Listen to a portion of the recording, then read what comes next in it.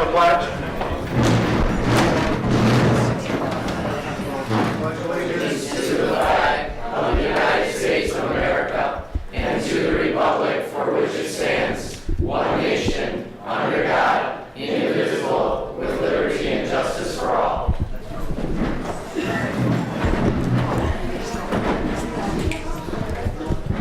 Okay.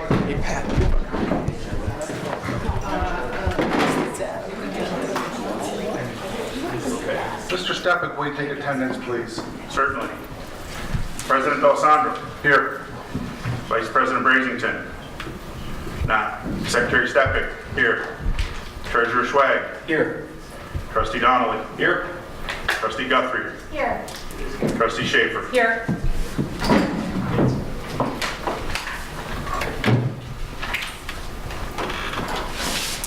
Thank you, Mark. Well, We have consent agenda, or any change to the board? None. Thank you. Item 3, consent agenda. We have minutes of May 9th and recommendation for employment. Is there a motion?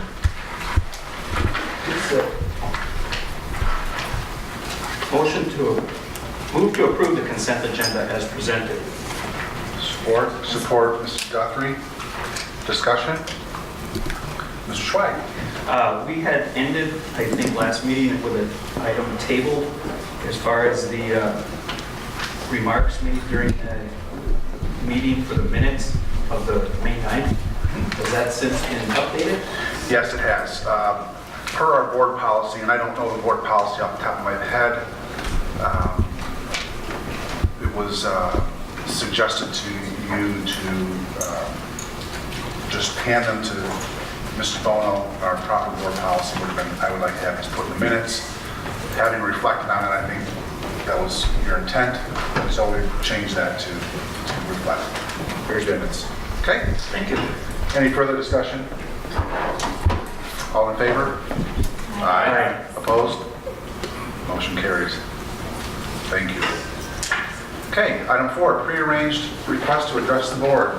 We have the technical students.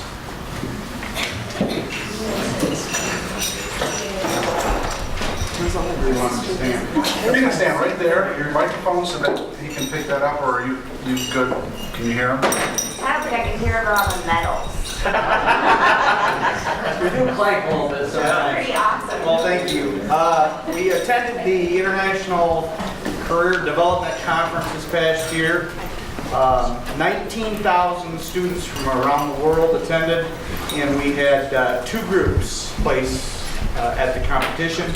Young ladies here, Grace, Lauren, and Taryn, finished in the top 18, top 16 in the world in the business services competition. And the boys, Ricky, Sergio, and Ben, placed 3rd in the world.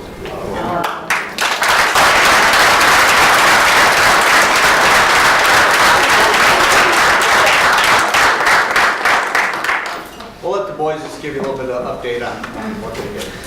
Well, our project was the financial literacy promotion campaign, and basically what that means is that we're going around to places in the community and promoting financial literacy and overall just more financially literate community.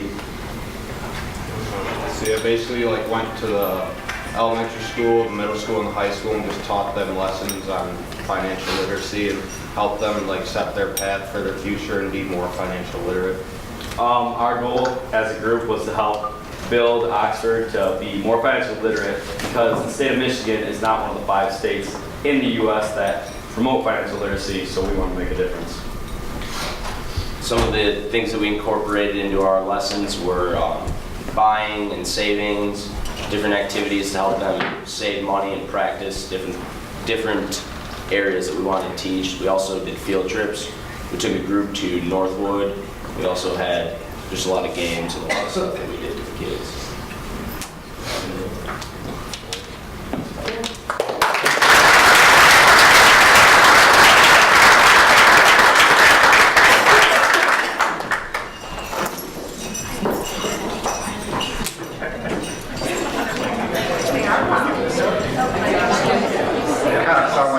our best. Yes. Okay, moving on. We have our Natalie Frakes with the orchestra students. She comes. Good evening, everybody. Good evening.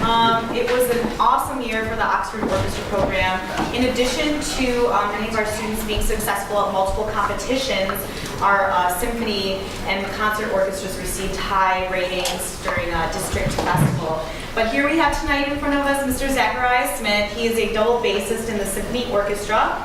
And this year was his second year for being nominated to attend the Michigan Youth Arts Festival to be in the Honors Orchestra, which is a big, big deal. They have less than 6 bassists out of the entire state of Michigan, which are allowed to play at the Michigan Youth Arts Fest with top conductors and mentors. And this was Zach's second year for being nominated. Let's give him a big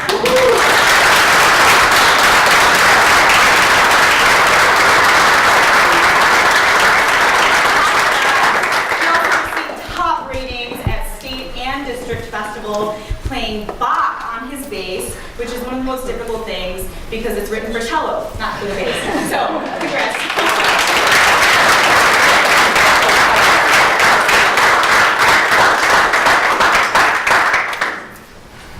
Okay, next we have Caitlin Ender. Maybe. Okay. Next up is Hosa. Okay. They're so busy, they're doing things right now. Next we have Ms. Beasley. Hi. Great to see you. So I'm so excited tonight to bring to you 25 different things that we're excited about at the middle school, 23 students. I've got some stand-ins. Oh, Rashid came. But first I'm going to have our honors choir come down. We have Alexis Bean, Catherine Dedeker, Ashley Murphy, Madeline Perry, and not with us tonight. She's playing volleyball right now, Natalie Shepperly. Each year, our Mrs. Flynn, our choir teacher, affords the opportunity for our 8th graders to smile. Through the Michigan Schools Vocal Music Association for students to audition to be part of the honors choir. There were 800 students this year, across middle school students across Michigan who auditioned. 120 students made it, and 5 of them were from Oxford Middle School. So what this does, our students prepared over 3 different weekends. They prepared 6 pieces, and some of them in foreign languages, and then they presented at a conference in January in Grand Rapids to the Michigan Vocal Teachers Association. So we are really proud of the efforts at OMS, and especially these students.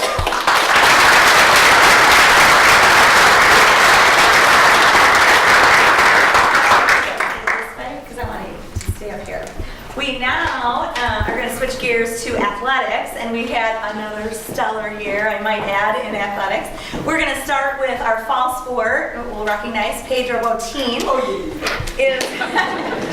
Pedro ran cross country and track for us this year, and something really special at the middle school is our top 10 record board in both boys and girls cross country. Pedro cracked the board this year. We think at number 5 with an 11:42, and it's interesting to note that he was the 4th fastest time in the county this year for middle school cross country. Congratulations.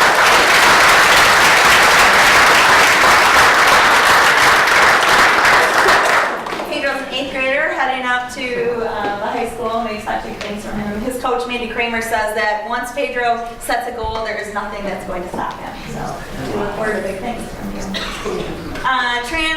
Just kind of going on along in the year, we have our winter season, one of my favorite sports, wrestling. And we had, again, county champions for our middle schoolers this year. And not only were we team county champions, we had some individual champions. So starting at the lowest weight, Jack Thompson, We have Jack Wandry, Tanya. Drake Biggie is not here with us this evening. He's at baseball practice. But we also, these are 8th graders, and we also have 7th grader Darren McCoy. So these guys were county champions, kind of a big deal. I don't know if you remember last year, Jack was a county champion as a 7th grader, he's now an 8th grader. So Darren, no pressure, but we did have a repeat champ. Our coach, Jack Beal, and his staff are to be given a lot of credit, but also to the families who support their athletes. Wrestling is not a sport that you just do for a couple months in middle school and are successful at. So there's a lot of work that our boys put into to this, and we're very proud of them. Repeat county champs. Wow.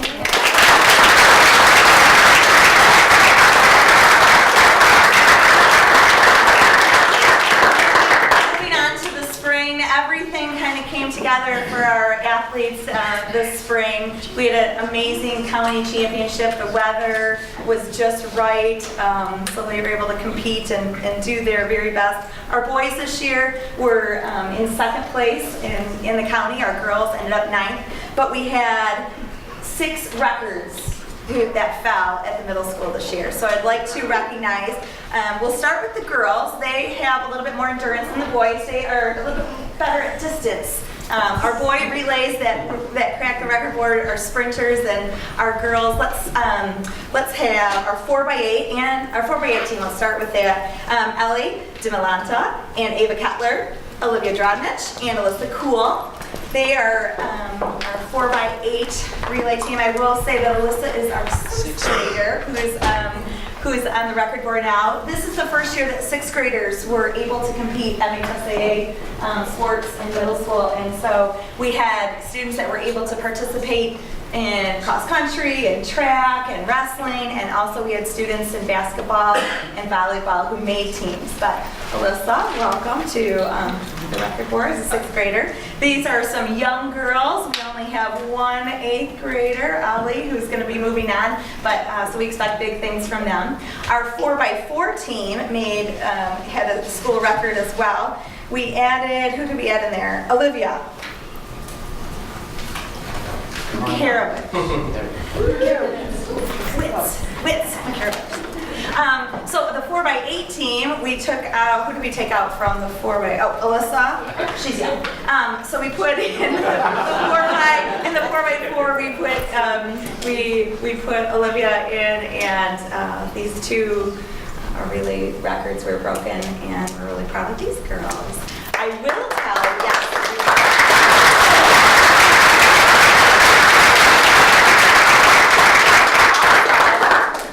We had an individual record on our girls' side. Ali broke the 800-meter record, 2:31:02, I believe, and so she is now an individual record holder at the middle school as well. Congratulations.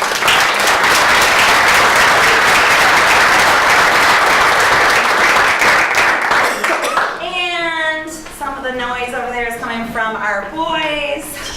We have some a 4x1 and a 4x2 records that were broken this year. So, how about our boys? Luke, who's not here, but Paul is in his place. We had some brother, Bianchi, but thank you for being here on behalf of your brother. We also had Jack Thompson, Brendan Moore, and Rashid Shabazz. And they are a 4x1 relay team. Rashid was also an individual record holder this year in the 200 meters, and so we congratulate you. In the 4x2, we brought in Ty. See, the wrestlers make good runners.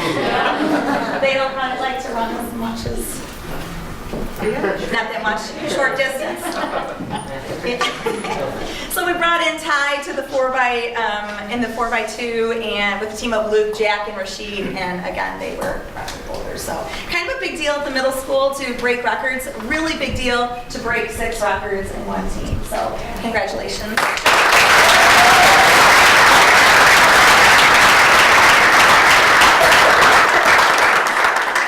Mackenzie? Oh my gosh, Mackenzie was on a relay too. We swapped her her out at some point, did we? Yeah. Yes, we swapped her out, okay. 4 by 4. Excellent, stay here for just a while. Do you have anybody here to picture the camera? Lindsay, sorry, she's fast.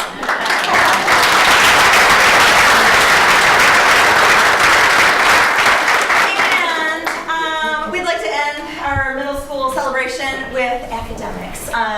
Would my 4 students please come forth? We have 4 students who tomorrow night will be honored at Oxford Middle School for earning gold honors for the 3rd year in a row.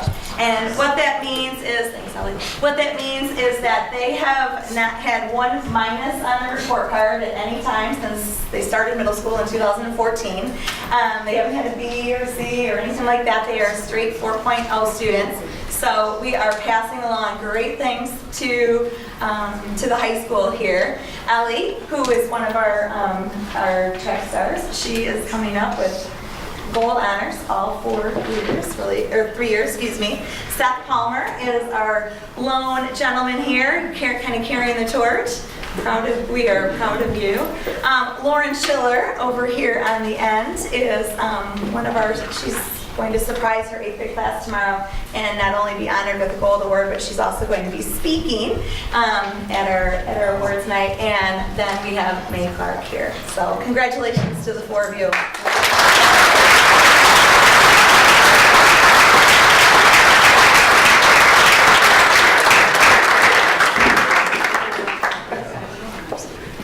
Do we have more? Because they want to go for the cookies, so I'm just going to let them. All up to you. You're all good? You are free. And we have one more. We have Team Torque. So we'll let the middle school go up that way. We'll have a robotics team. We got a PowerPoint. Would you like this up here or back there? Right up there. Sure, you can just pass them right down. Mike will appreciate that.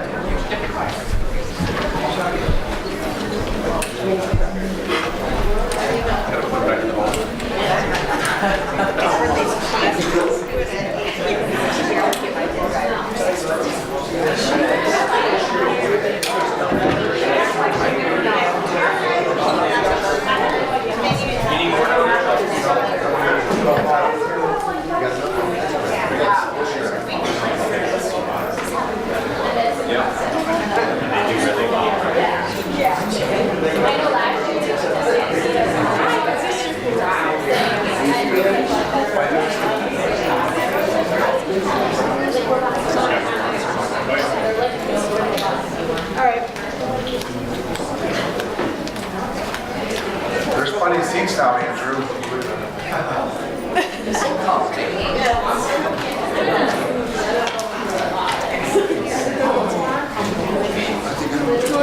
Jordan, there's a chair. Many seats, but the cookies are going now. Okay, moving along, we're going to have a presentation from our robotics team, Team Torque. Thank you, Board members, community members, thank you all for coming out. We've got quite a large attendance tonight, which is awesome to see. Here tonight is the Oxford Robotics Club, also known worldwide as Torque, assigned to number Team 2137. That's what we'll be referring to this evening.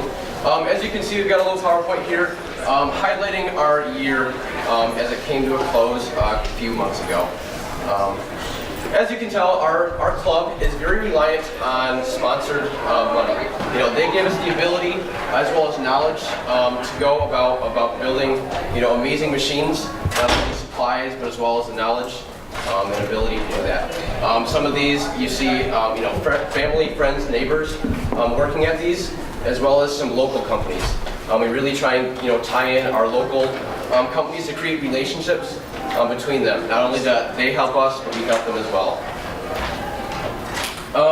Community involvement, that's one really big piece. You tie in robotics, thinking it's just about building a robot. We're here to show you that it's much more than that.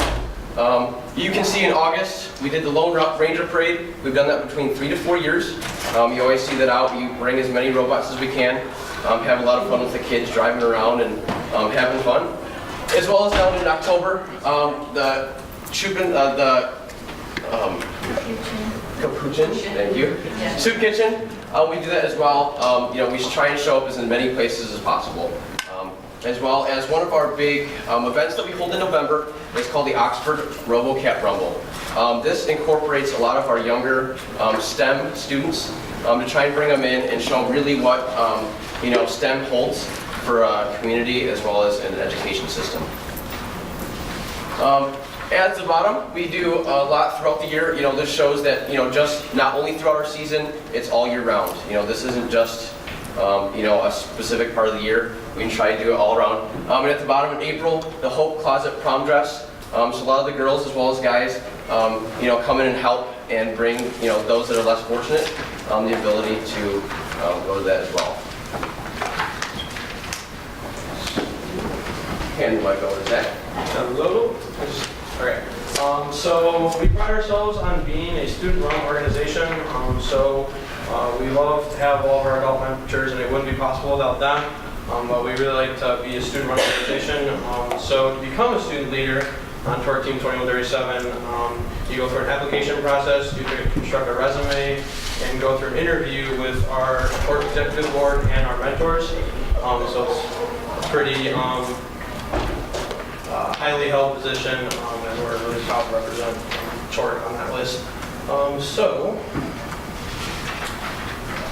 This year was Steamworks was our game. Each year First puts out a game, so it changes every year.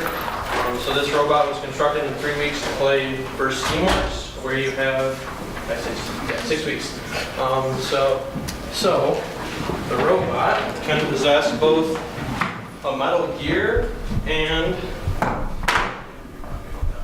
these wiffle balls. We hold about 50 of these at once, and then you can only hold one gear at a time. So the goal is to put these into either a 2-foot high goal or an 11-foot high goal, and then you put this on a metal spring that sits about a foot above the ground.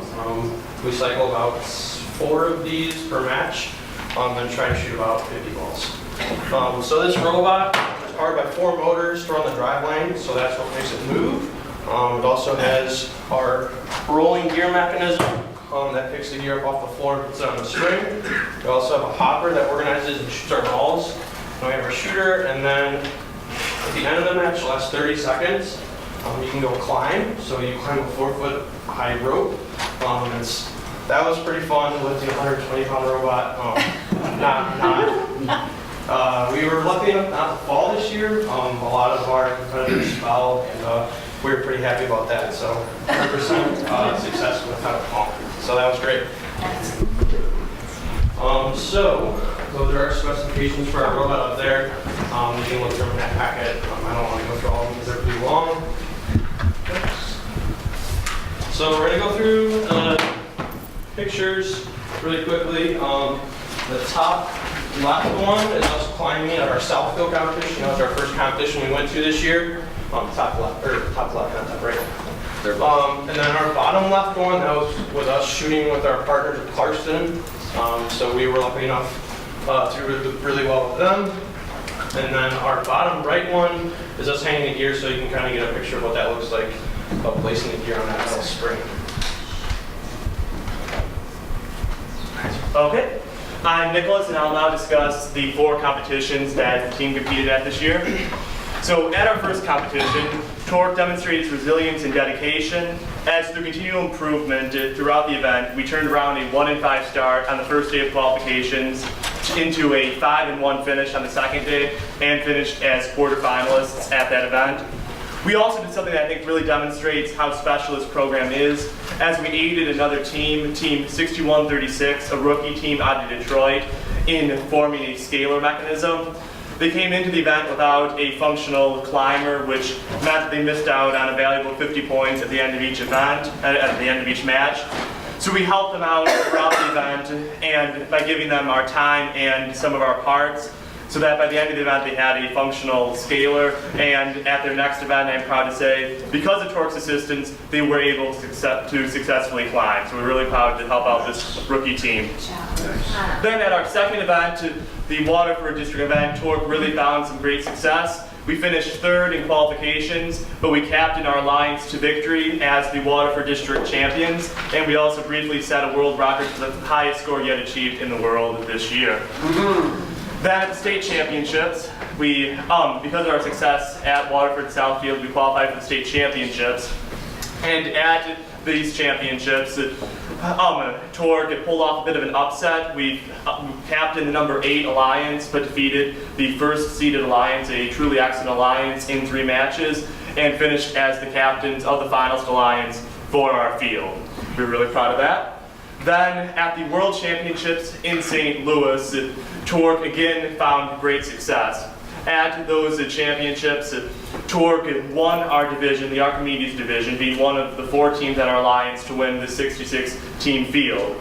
Because of that victory, Torque qualified to continue on to play on the Einstein Field playoffs, where we were among one of the 48 teams in the entire world, out of 3,000 total teams in the competition, to play in the final round of the first robotics competition this year, where we finished as semifinalists for the World Championship.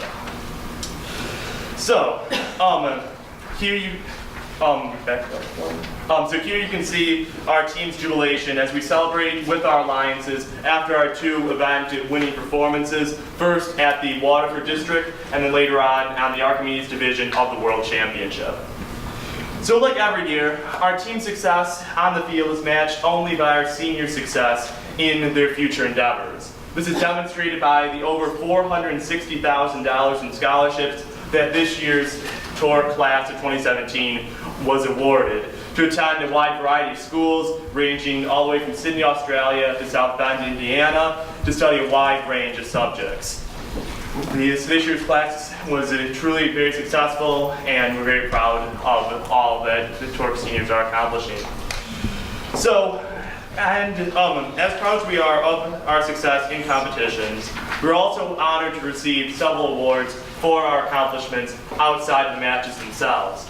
At our 2 district events, Southfield and Waterford, Torque received the Gracious Professionalism Award, which is an award that we were nominated for by our fellow teams in recognition of our commitment to upholding the ideals of FIRST, including aiding other teams and in maintaining a consistent respect and kindness throughout the competition.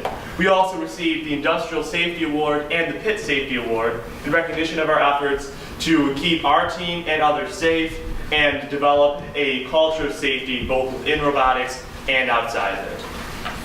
So in conclusion, I'd like to say that this team has really been a foundational part of my life and it's helped me to grow and learn so much for these past several years. It has been a great experience, some of the best fun I've ever had, and one of the best experiences of my life. So I'd like to thank you so much for your support of this team and making it possible and allowing so many students to benefit from this wonderful program. Thank you.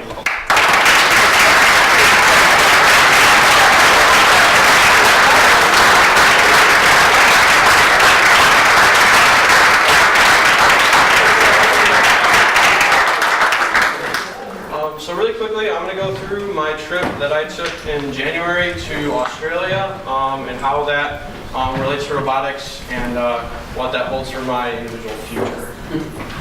So in late January, I traveled to Sydney, Australia to attend the Rito trip. This is usually a program that is limited to adult mentors, usually above the age of 40 and up. So I was very happy to be accepted into this program. I was there for 3 weeks. We traveled throughout the Outback, visited 4 different high schools, and built a robot at each high school. And the goal of the program wasn't really just to build robots with the kids, but it was to really spread the word of technology and really help those kids get a further education.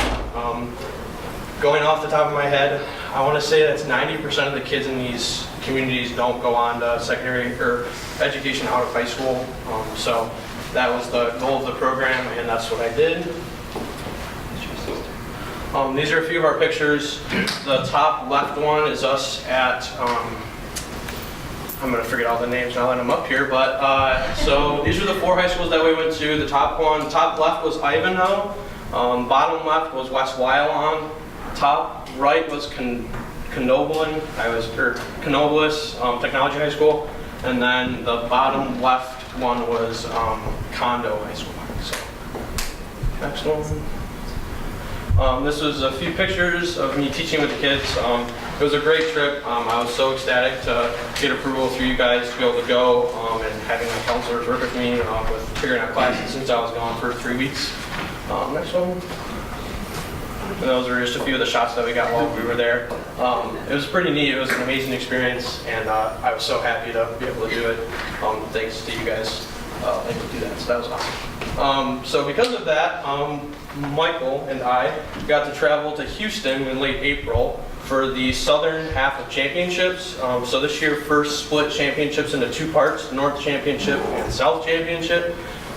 So we were really happy to be able to do that. The only reason we got to do that is because I had made contacts on that team from Australia, and they actually invited us to come down and participate with them. They actually ended up winning the Chairman's Award, which is the highest recognized award within FIRST, and we were able to experience that. And I mean, it was amazing. Okay, so my future in Australia, this summer I will be traveling to Sydney, Australia to go to school there at Macquarie University. Under a full tuition scholarship due to my efforts through robotics, and yeah, it's amazing. In September we'll be traveling to Dubai, India, and possibly China. We don't know about China yet, to spread the word of robotics. What I did in January is kind of like a part-time job, and it's the full-time version of what I'll be doing while I'm there. That's part of the scholarship, is me working for the university while I'm there. So. That's amazing. And then I'm going to play their chairman's video. It's like 2 minutes and 50 seconds really quickly. Maybe it'll work. Yeah, hopefully. I don't know. Hoping so.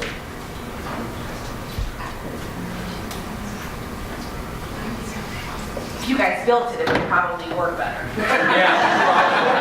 That's what I'm going to get. Maybe not. I don't know if the link's going to work. If you guys... Yeah, there you go. Awesome. I don't know if we're going to have sound or not.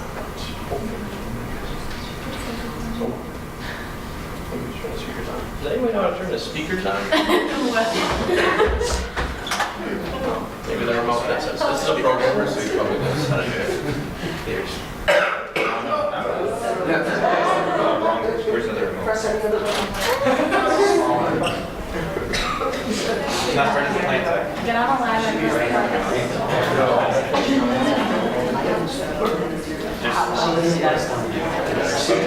So yeah, I'll just explain it as we go through. So going off the top of my head, statistics-wise, they've done such an amazing job. They're the first team to win the Chairman's Award out of the North America. Teams from the US and Canada have won it previously, so they were the first one. They took trips to China, Taiwan, and I believe Japan is where they've been. They do this program called Robo Camps where they go in. It's actually a fundraiser for their team, so students can pay their way through the program. They travel. They do at least 4 trips every competition season. So their expenses come to about $10,000 a student. So they have to raise a lot of money through that. They work with other teams throughout the world to help other teams. They run a full-time online help program. So it's like a 24/7 call line that they run during build season. So if rookie teams or any teams need help, they can call into that hotline and get help through that. They've raised, I can't remember the number, they've raised a lot of money to help their other schools throughout Australia and throughout the world. They're currently assisting teams in over 12 countries and have started teams in, I think, 14.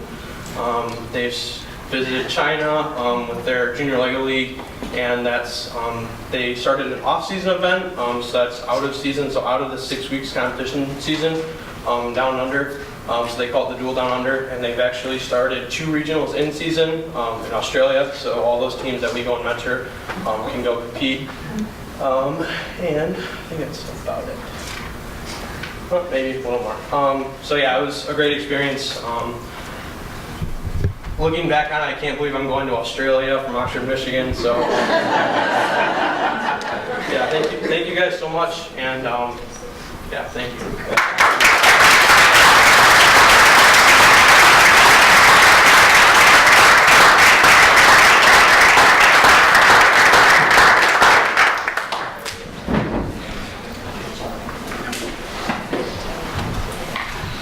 Okay, Kurt, do you know if we have any other groups back there that are set to present?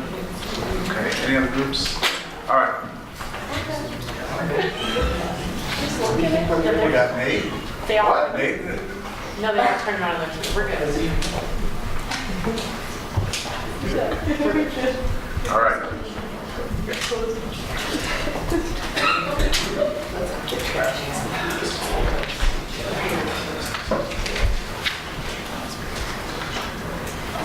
All right. Item B, tenured staff recognition. Okay. So we are very pleased tonight to recognize our teachers who are achieving tenure this year. I know that it's a busy time of year, and I appreciate those who are able to come out. I'm going to go through the list, and when I read your name, if you could stand and come forward, Mr. D'Alessandro will hand you a certificate. So we have a number of amazing staff that we're recognizing tonight. Margaret Boggs.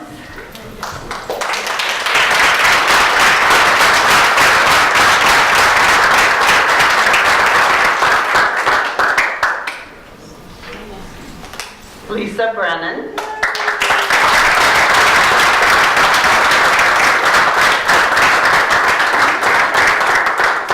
Carolyn Connor.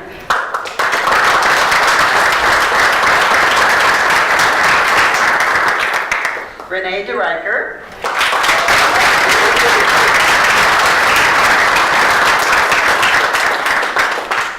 Shannon Hay.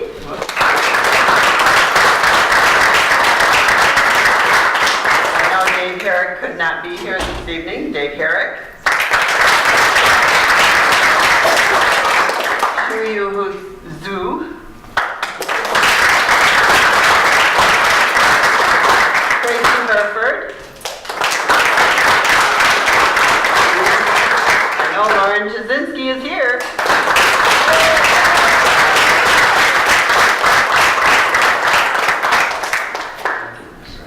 Jackie Cabina.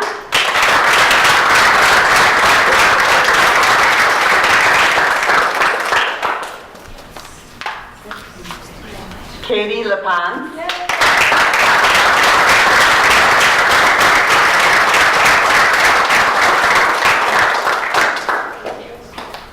Andrew McDonald.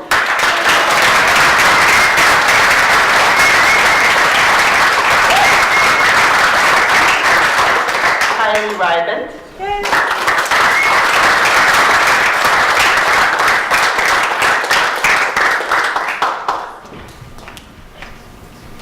And Jen Terry, and I know Jen was not going to be here this evening.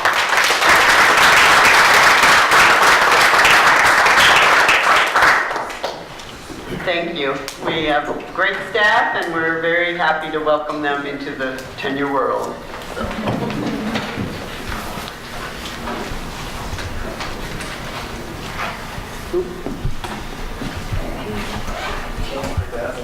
Oh, well, I worked out this morning. Okay.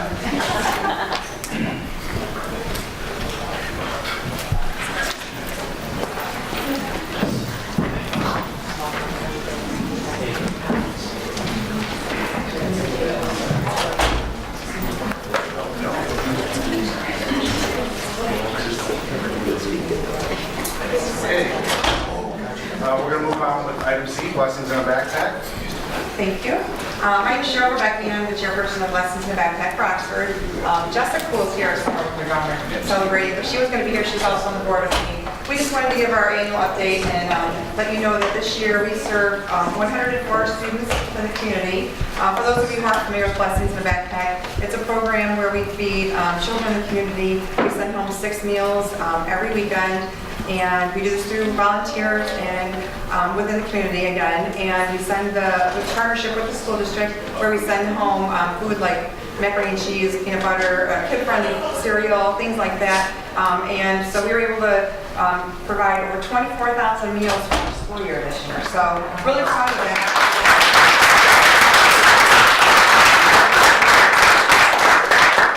We've been at this our 4th year at the elementary schools, and we were able to branch out to the middle school this year. We didn't have very high numbers at the middle school, but we're hoping next year to increase that. Ms. Brown and Ms. Beasley were wonderful in helping with us, and we look forward to working with the high school and moving there next year. I'll get in contact with the new administration sometime this summer, and we'll add it there. So just wanted to give you an update, so thank you for your time. Appreciate it. Any questions or anything? Let me know if anybody's interested in getting involved or volunteering with the organization. You can please contact me or Capital One. She'd be happy to pass along information. Thank you.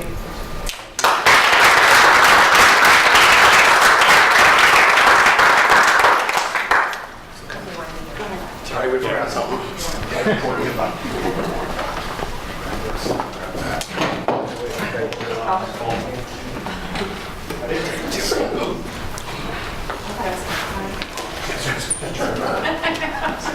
New type of workout.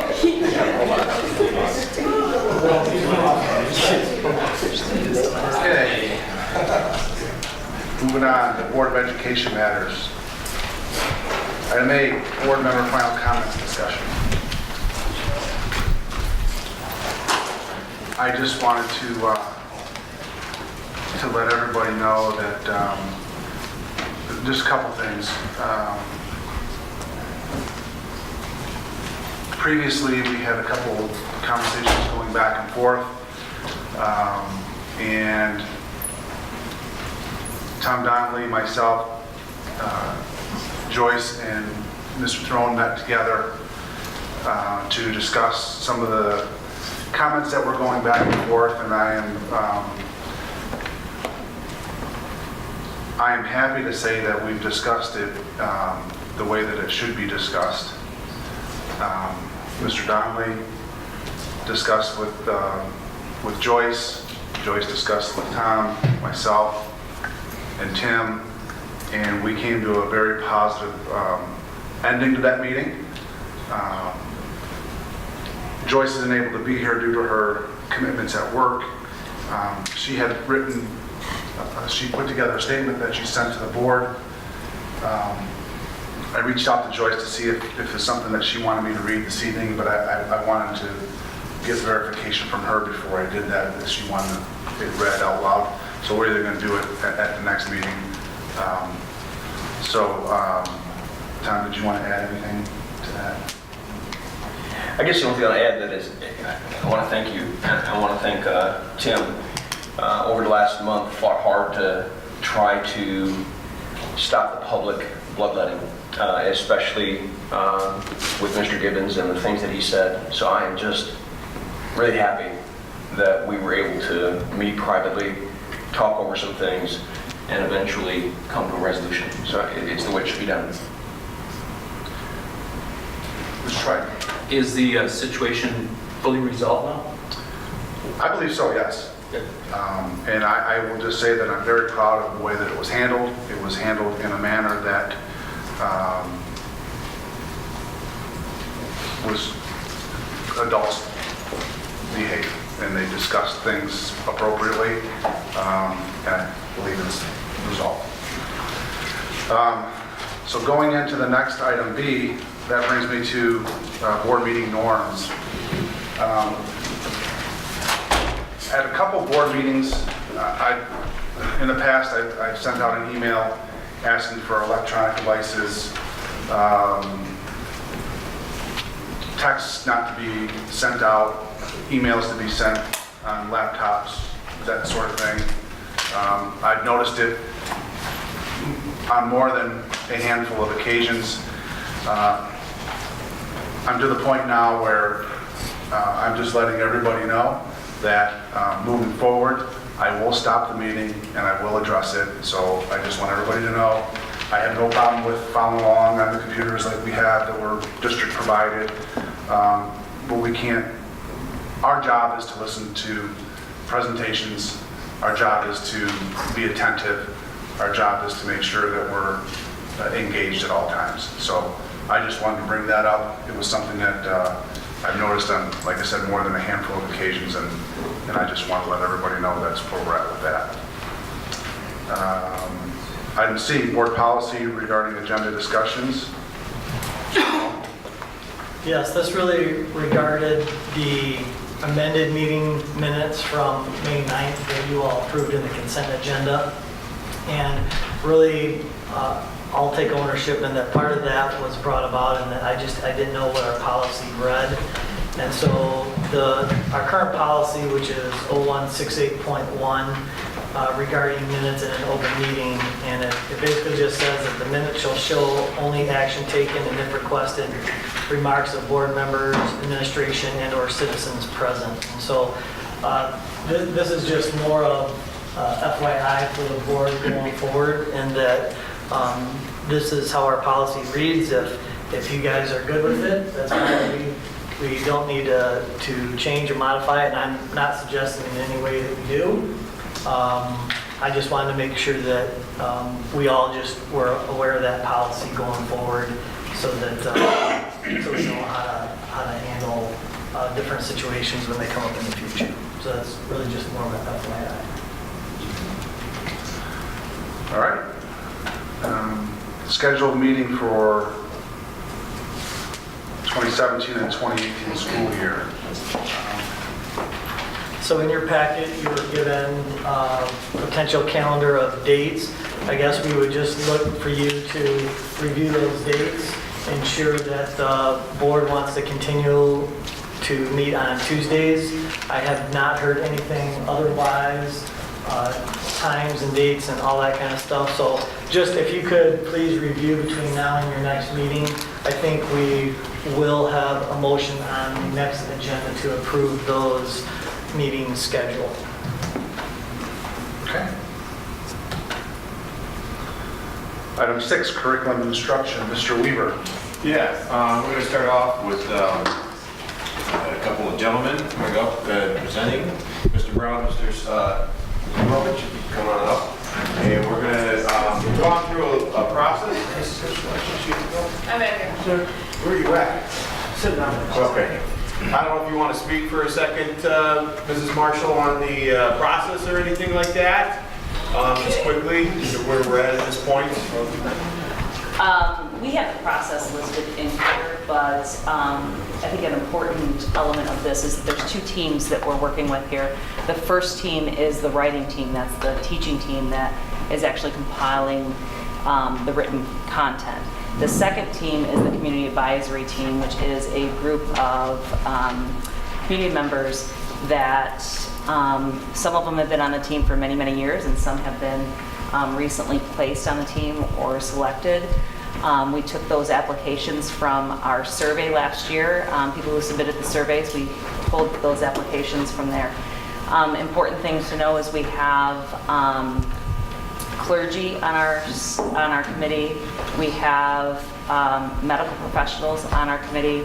We have all parents on our committee, well, with the exception of like our teaching staff. Not all of them are parents here, but we got lucky enough to have a health teacher from another district who was a wealth of knowledge for us. She was very helpful in kind of sharing some things, perspectives outside of our district, but still in the county.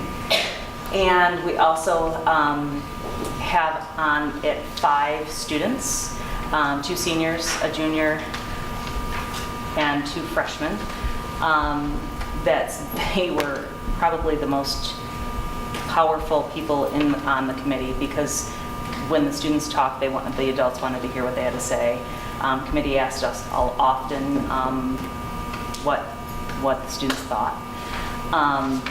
And we got smart, because the students that were selected, of course, were stellar students. So they also were involved in everything. So we started holding meetings at the high school during lunchtime, feeding the kids, and then bringing them in for feedback. So food and catch them when they're not in class worked really well for us. So that's kind of it. Yeah, so as part of that, with the committee, the 2 committees that she referred to as well, we also had a couple of public hearings. We presented briefly to the board. We've gathered all that input. We are now in the process of making some final decisions, and that's why the 2 fine gentlemen are back here tonight to kind of just go over one last time and see if there's any concerns, and then just in 2 weeks we'll be asking for approval. So we'll go ahead and get you started. I'm sorry, one more thing. We had 2 formal public hearings. But anybody who emailed me and asked for materials, I sent them materials as well. So there were people that couldn't make it, and I sent them all of the information. I was trying to reach out as much as I could, so anybody who requested did receive the materials. All right, Mike Sidorovich, thanks for having me again. I know that Dave gave the presentation last time, but everybody got really excited about him, so we decided we'd bring me out and I'd be like the dull one. A lot of what you just heard from Ken and Christy, we're kind of go over in a little bit more detail, more about the process and some of the content that led to why that content exists in the curriculum. All of the other materials are exactly the same as you received the last time that Dave spoke. Yep. Did you keep it frozen? Yeah, no. So you want to close that work? The arrow's down Hey, the bottom. There you go. Silence. Yes, it is. Alrighty, so when we approach this process, the mission that we go about, and this is not just from the process of revising and reflecting on curriculum, but from the instruction of it as well, is first and foremost, the parent is the primary educator. I think that I speak for most of us when I would say that our preference would be that the parent was the only educator, but we also know that that's not necessarily the realistic situation that we live in today.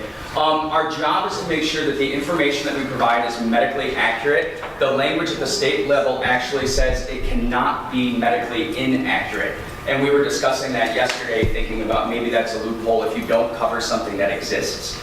But we want to make sure that anything that we do deliver to the students is something that is accurate from a medical standpoint. This is entirely community driven. We'll go through and we'll talk about some of the ways we came to the community input.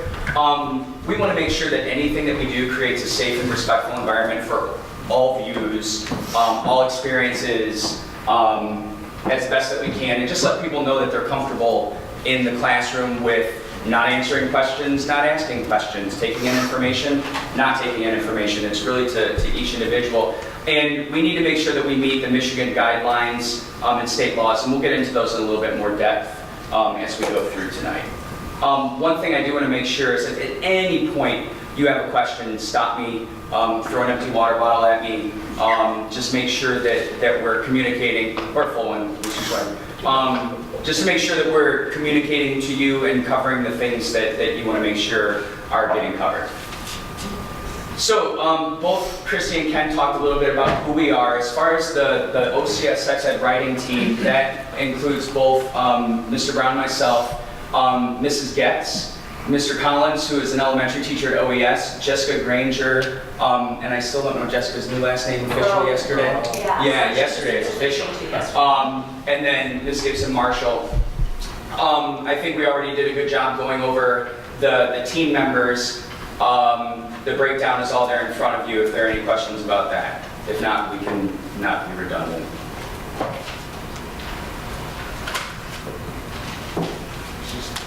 That's okay, we'll be fine.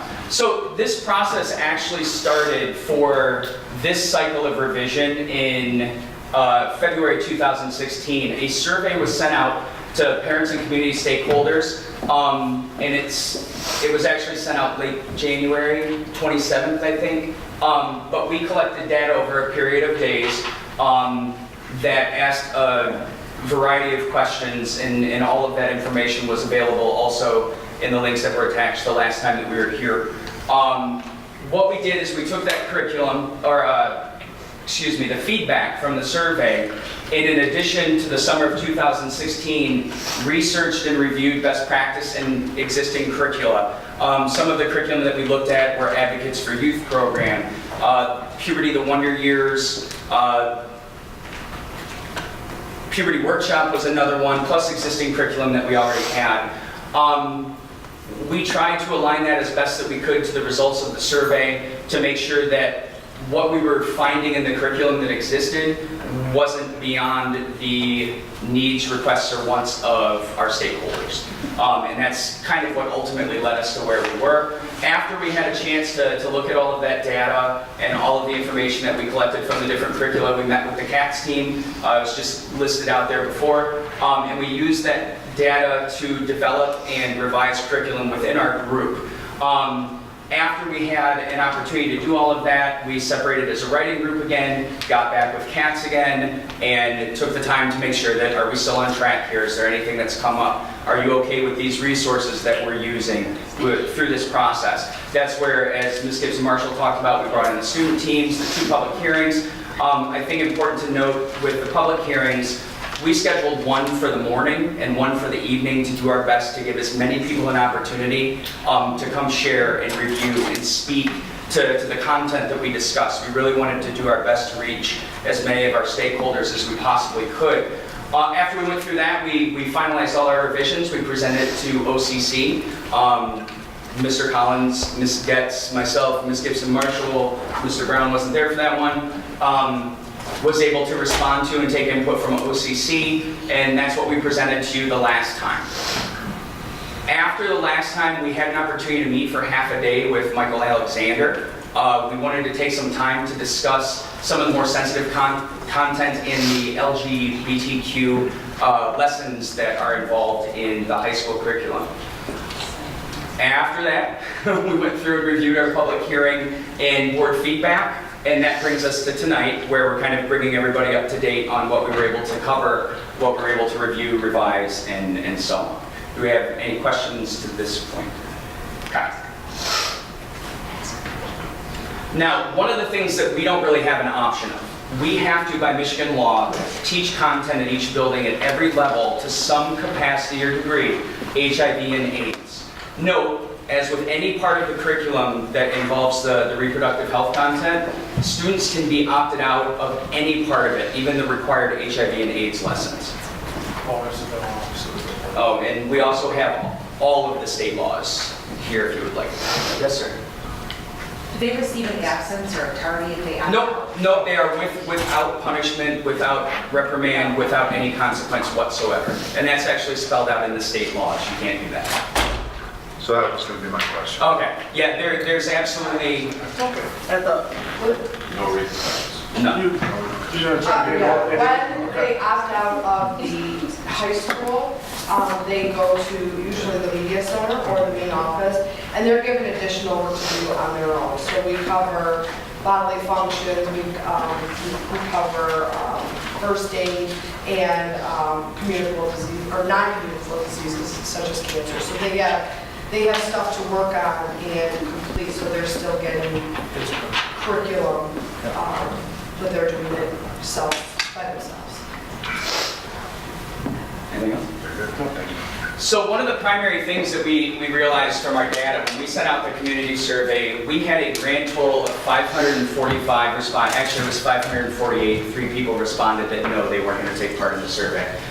So we had 545 people that said that they would take part in the survey. And the first question that we asked is, should the school district include a set of age-appropriate lessons on puberty, sex education, or reproductive health at the following levels? And as you go through and you look, the fourth column we added on our own just from an averages standpoint.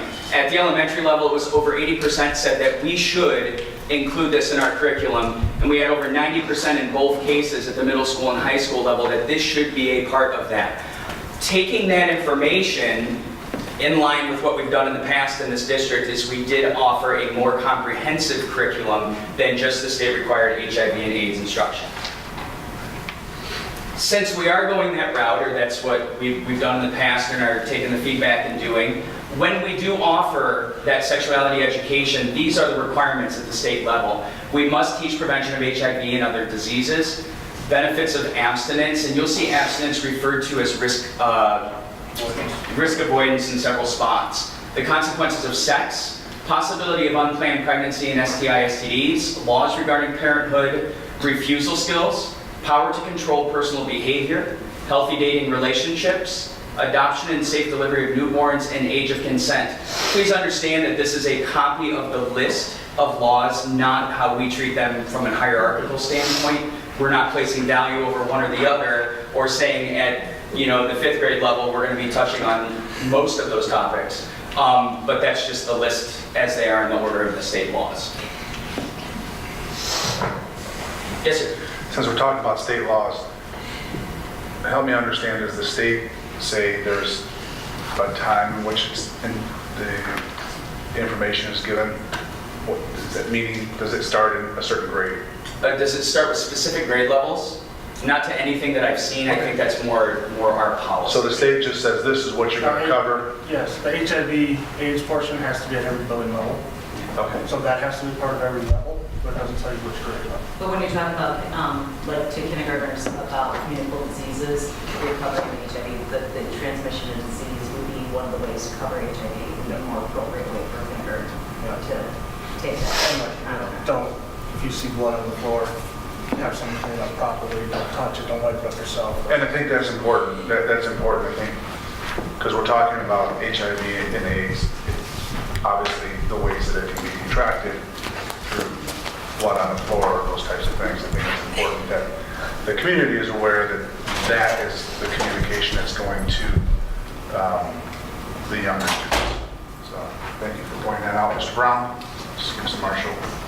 And along with some of the other statistics that we came across, these were some that I believe we continue to include because they were more in line with some of the newer laws. When we started talking about when should adoption and safe delivery first be taught. And if you see the color code at the bottom, you'll see that not too many people are interested in teaching too many of our students that before 4th grade. But as you get to 5th grade, you see a steady increase in that demand up to the 9th grade level. Yeah. Excuse me, I have a question. Yes, ma'am. Are you saying that you're talking about labor and delivery to 4th graders? No. If you can back up that one slide, please. No, that's a big no. This is the survey data that came back that said when should that be taught? And our community members that responded to the survey, you'll see almost no responses for that early age. And I also want to point out that this is these are factors that are in the law, the Michigan law. So the Michigan law does address the fact that when we do a sexuality curriculum or sex education curriculum, you have to address adoption and safe delivery. So that is what the community recommended as being first taught. So by majority, you can see that 9th grade would be the earliest the community, by and large, felt like it should be taught, and which does line up with what our curriculum does. So what this is saying is that we're actually aligned quite nicely with what the community feels when we should teach, by and large, and what the law says we have to teach, as well as when we currently teach it.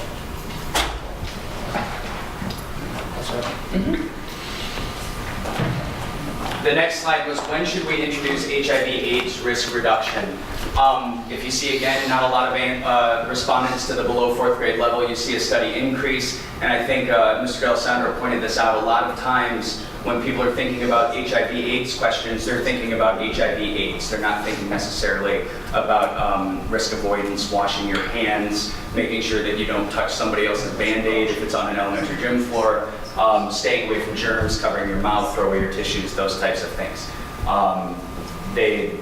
This is where I think we're specifically looking at the HIV and AIDS as an organism and the associated disease.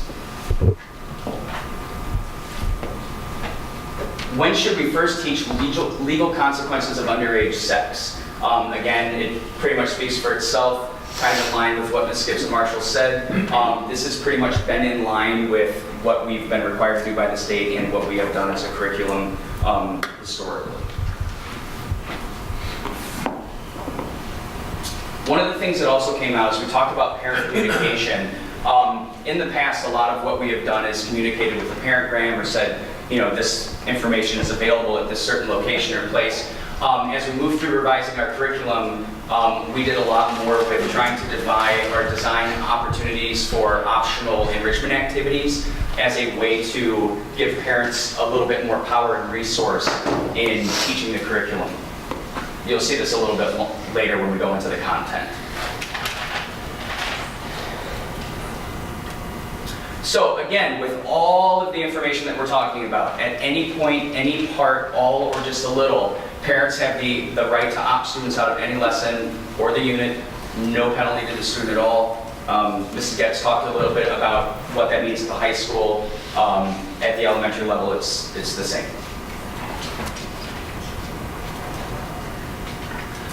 So, The big question that came out and the hot button topic for everybody as we were talking was the concept of sexual orientation and gender identity. When we asked the question, how many of our respondents believe that this is something that should be taught, we had nearly 87%, 86.17 of our community say that this is something that should be taught at some level in Oxford Community Schools. We had 13.83% that said they would prefer that it wasn't taught. When we break this down a little bit more by grade level, you'll see that we have approximately 27% that think that it's something that we should be teaching or instructing by the time the students are in 5th grade, 53% in the middle school level, and 18% approximately at the high school level. Now, this is something that we also found when we were going through our different curricula, is that there are a lot of curricula out there that are probably a little more progressive than our community would like to have us instruct at this point. There are some lessons in particular in the Advocates for Youth program where 5th grade has adopted some 3rd grade lessons because it's a little more appropriate for our community. If we break down the grade level a little bit further, this is the at-which grade to come out of the K through 2. If you do the math and you look through the 7th grade level, by the end of 7th grade, our community member respondents, almost 70% said that this is something that they would like to have as part of our instruction by the end of 7th grade. Again, with our CATS team, with our advisory council, with the feedback that we've received from parents at our parent meetings, and especially some of the student feedback, we've decided that we really should keep this at a middle and high school level. So a little bit of the content. At 5th grade, in our growth and development unit, we talk about reproductive anatomy. This is more of a lesson of parts and how they begin to function. We talk about the physical and social changes of puberty and adolescence. We discuss hygiene, and we talk about HIV/AIDS education and risk avoidance. Again, reference is formerly known as abstinence.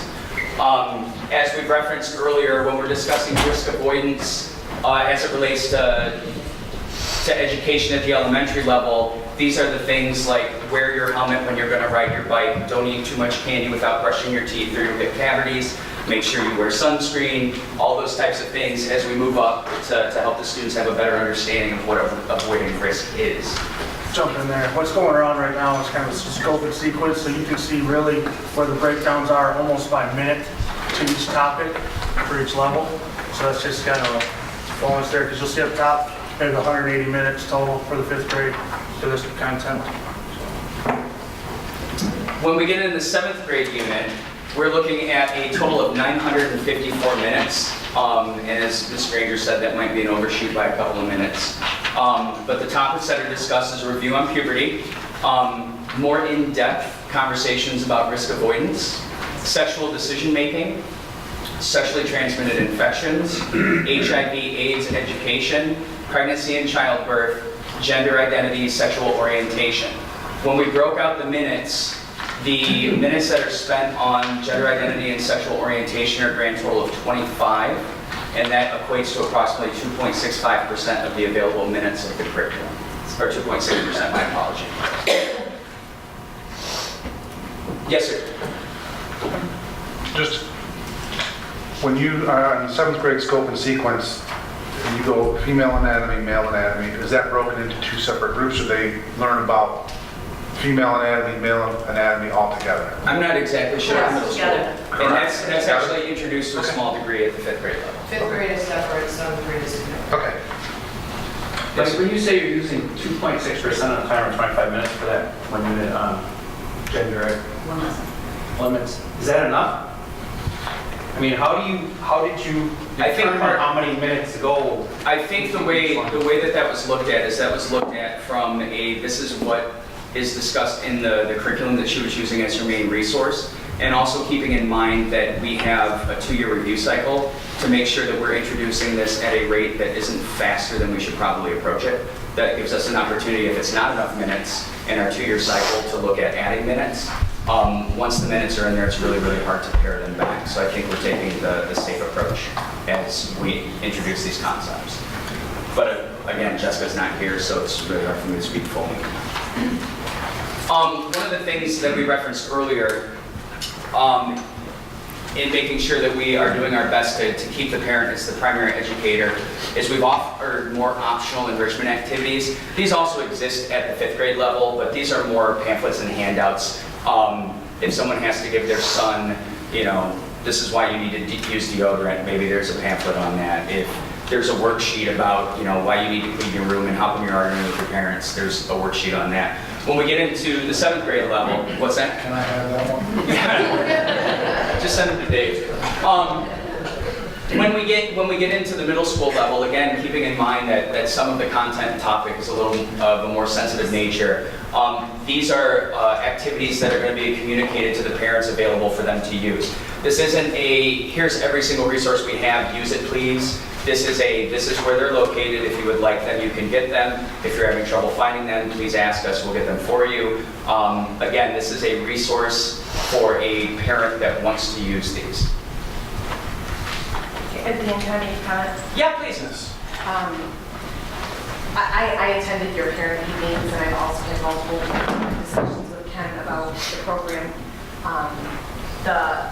Some of the parents, some of the older grade parent information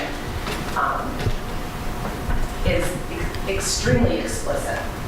I felt as a parent and a board member, and received a lot of concern from the community about that. I realize that it's being sent as like activities, but I worry that that is still being branded as an Oxford community supported program. They are explicit. You can YouTube them. I was uncomfortable sitting in a room with people I didn't know watching them, and I'm an adult. I was very concerned. And I've heard a lot of concern. I've gotten approached at soccer and pickup line and, this and that. I'm all over town, and I'm just a little explicit that we're sending some of those. The sex myths videos specifically is, I have multiple notes on it, but it's,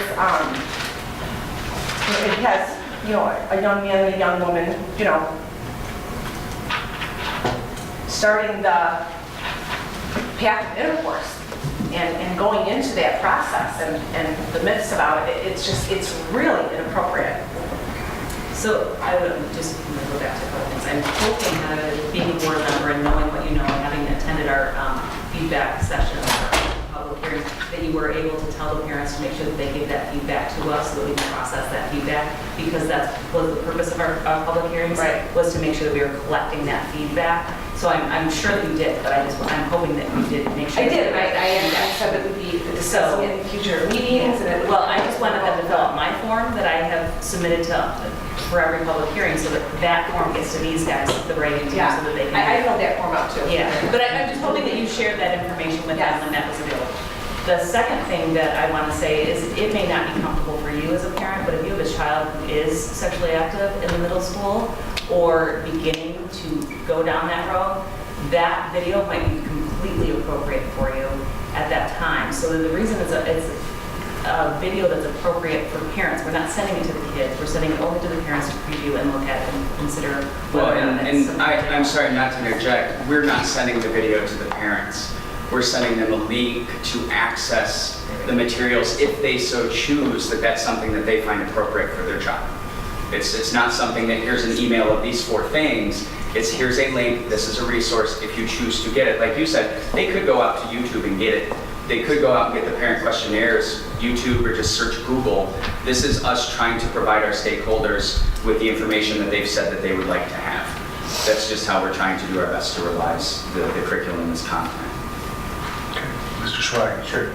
Could those parents who are uncomfortable with that, once they viewed it, choose not to share it with their kids? Absolutely. So then those who, whatever percentage that is, feel comfortable doing it, would not be held back because we wouldn't say we're not going to eliminate this because some parents might not want to show this to their children when others might. And then again, like you're saying, making suggestions as far as links, and parents can view that.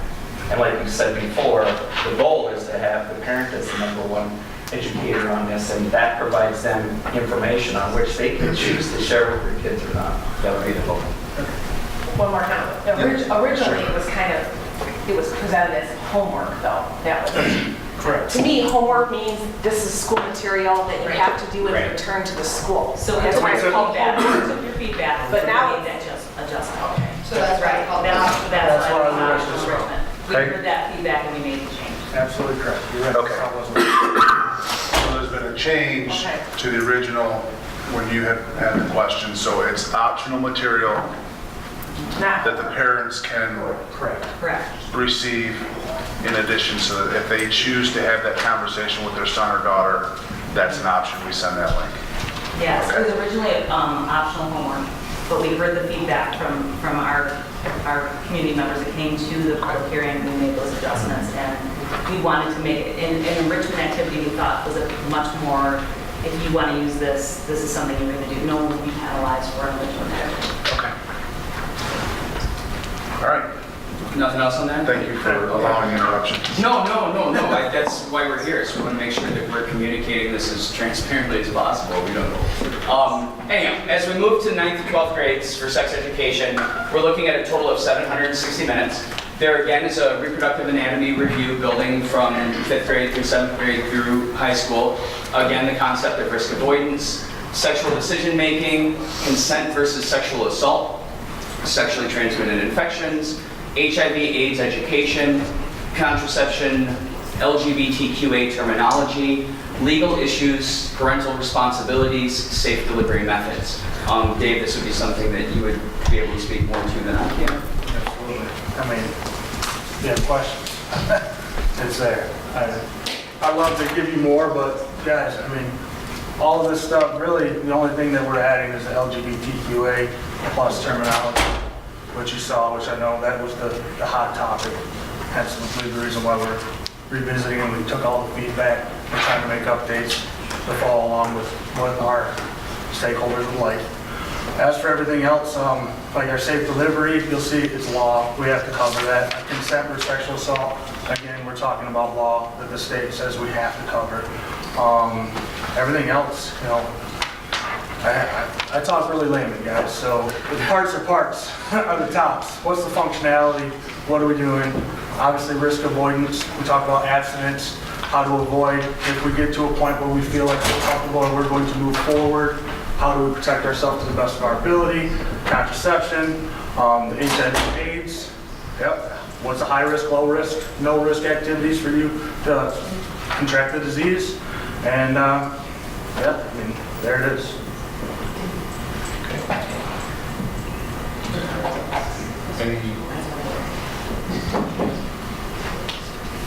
Okay, my dear, thank you. There are more slides, I know there are. There are. All right. I'm just going to click. Go ahead. That was about where the arrow was. And now we're going to be the last Click slide. on content, Dave. Just- Click on content again. There we go. There you go, now click through.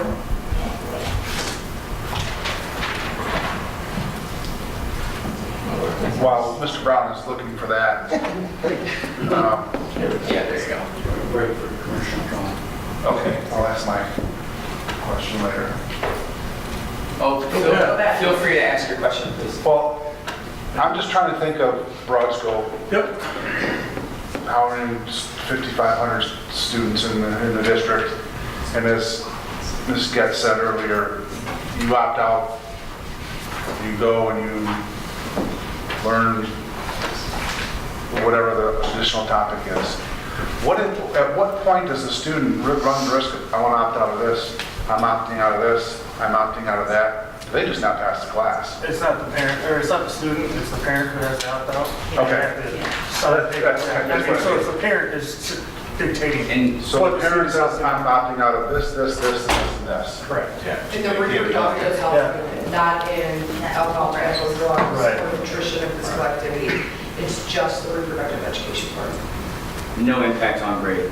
And it's law, so we offer. They can opt out for the whole unit. Okay. At the elementary level. And just to be Yeah. clear too, as well, they have the opportunity to review the curriculum. In the past, we've held a meeting at each school inviting parents in, kind of did it the old-fashioned way and stuff like that. The middle school, we probably have, I would probably say, the biggest turnout, the most interest, because 5th grade, you're just barely touching on a few topics. Middle school age, parents' eyes are open, a lot more issues running into type of harassment issues that you see more frequently at the middle school age and so forth. And it might be the first time they actually kind of go on a date kind of thing. So you start to see a lot more awareness. So we have usually about 30 parents that come in, 30, 35. They can review the curriculum again. So it's not like the curriculum is put away in a box someplace and parents can't ever see it again. And at any time, if they want to come in and state law as well too, that they can review it, not just at that one particular moment, but they can review it at any time. And I think we're also moving towards, I've had a conversation with Mrs. Gibson Marshall about putting it out electronically so that there is continual access as well too, a lot more convenient. So it's out there all the time so they can review and then they can opt out, and generally that's a letter to the principal that they just write really quick or email, and then we just forward that on, and pretty successful with making sure the tech is taken care of. And we took that from our feedback from our community public hearings that they wanted more in digital format. So that was another change that we made. And on our haiku page, we make sure that all of that content is there throughout the whole entire semester, so a parent can log on to haiku and click on that at any time, and they can go through every slide, every video, everything that we talk about, every handout is always made available from the day they start class till the day they're done. And just speaking from my own class experience, we had, I believe, one student out of 3 5th grades this year opted out partially. They didn't have their student there for, I believe, one lesson, and he was there for the rest of them. So that's an option as well. And I've only had one this whole year, but I don't know about David.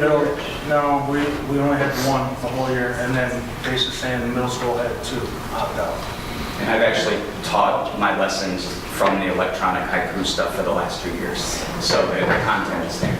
And if I'm hearing Mr. Weaver correctly, we still have an old school on paper for those that are electronically. And kind of don't want to use it. And we also, send out, as a homework assignment, apparently, it's a heads up sheet. It's not even a consent. We make sure that's clear to the student. It's a heads up. Every parent sign this so they know that this is coming up. Here are their options. Here's what they can do. Here's who they need to contact. Yeah, so we remind them at the beginning of the year at most of the buildings, and then as well when the unit is approaching, we give them a heads up as well too. We also give them resources to the fact-based information where we get our information from. So they're able to go and look at those facts also. Can I back up one slide real quick? Yes, sir. So this slide will probably make a little less sense from a context standpoint. So there are 760 total minutes. The topic that Dave referenced as being the new thing was the LGBTQA terminology. So when we get to the next slide, there is one lesson that is taught on this topic that is allotted for 30 minutes. It's probably less than that when you consider sitting down, handing out papers, collecting papers, answering questions. So that equates to approximately 5% of the entire unit's instructional time. Katie, did you have anything else to add? I think the piece that is, just to walk you through how the genderbread concept is that you are given a biological sex.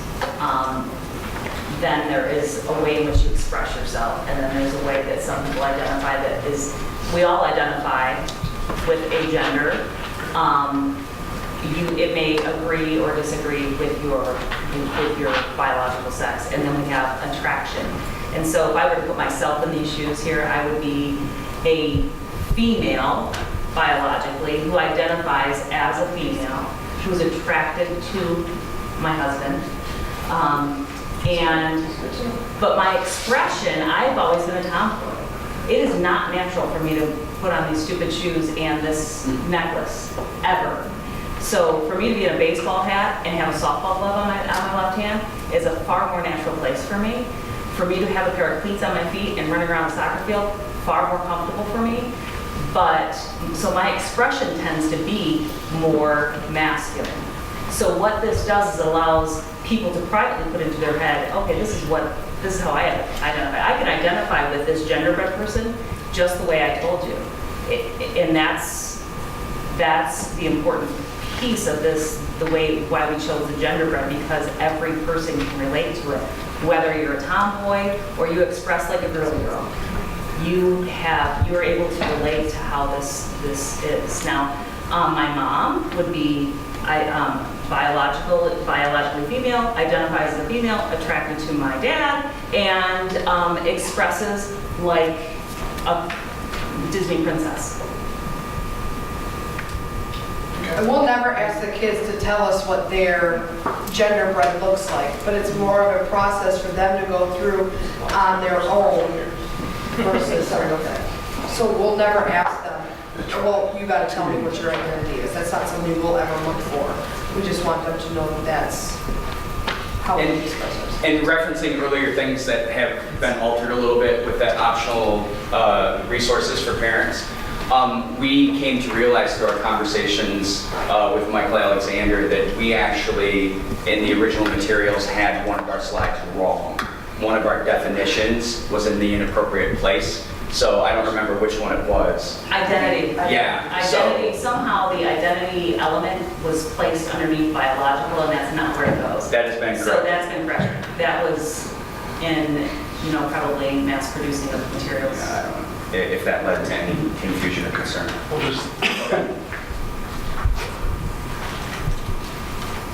Again, with all of this we discussed repeatedly, opt out. If there's anything that a parent doesn't want to use, isn't comfortable with, would prefer to do at home, would prefer to not do it at all, that is the option for the family with no penalty to the student at all.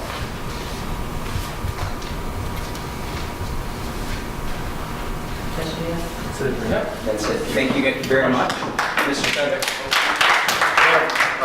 question? Mr. Steppen? Yeah. Have you seen anything, and I know there's only been a few of the people that opt out, but I understand that there's no penalty, but is there any real life ramifications? I mean, the rest of the class knows that they're not there. Have you seen anything like that? Not at my level. No, I never saw it in 8 years at the middle school. I don't even think sometimes the kids even realize that, like my one student, she hasn't been there for 3.5 weeks, and all of a sudden she showed back up. And I don't think anybody had any idea why she was not there. I never once was questioned. Okay. Any further questions? Okay. Thank you very much. Thank you very much.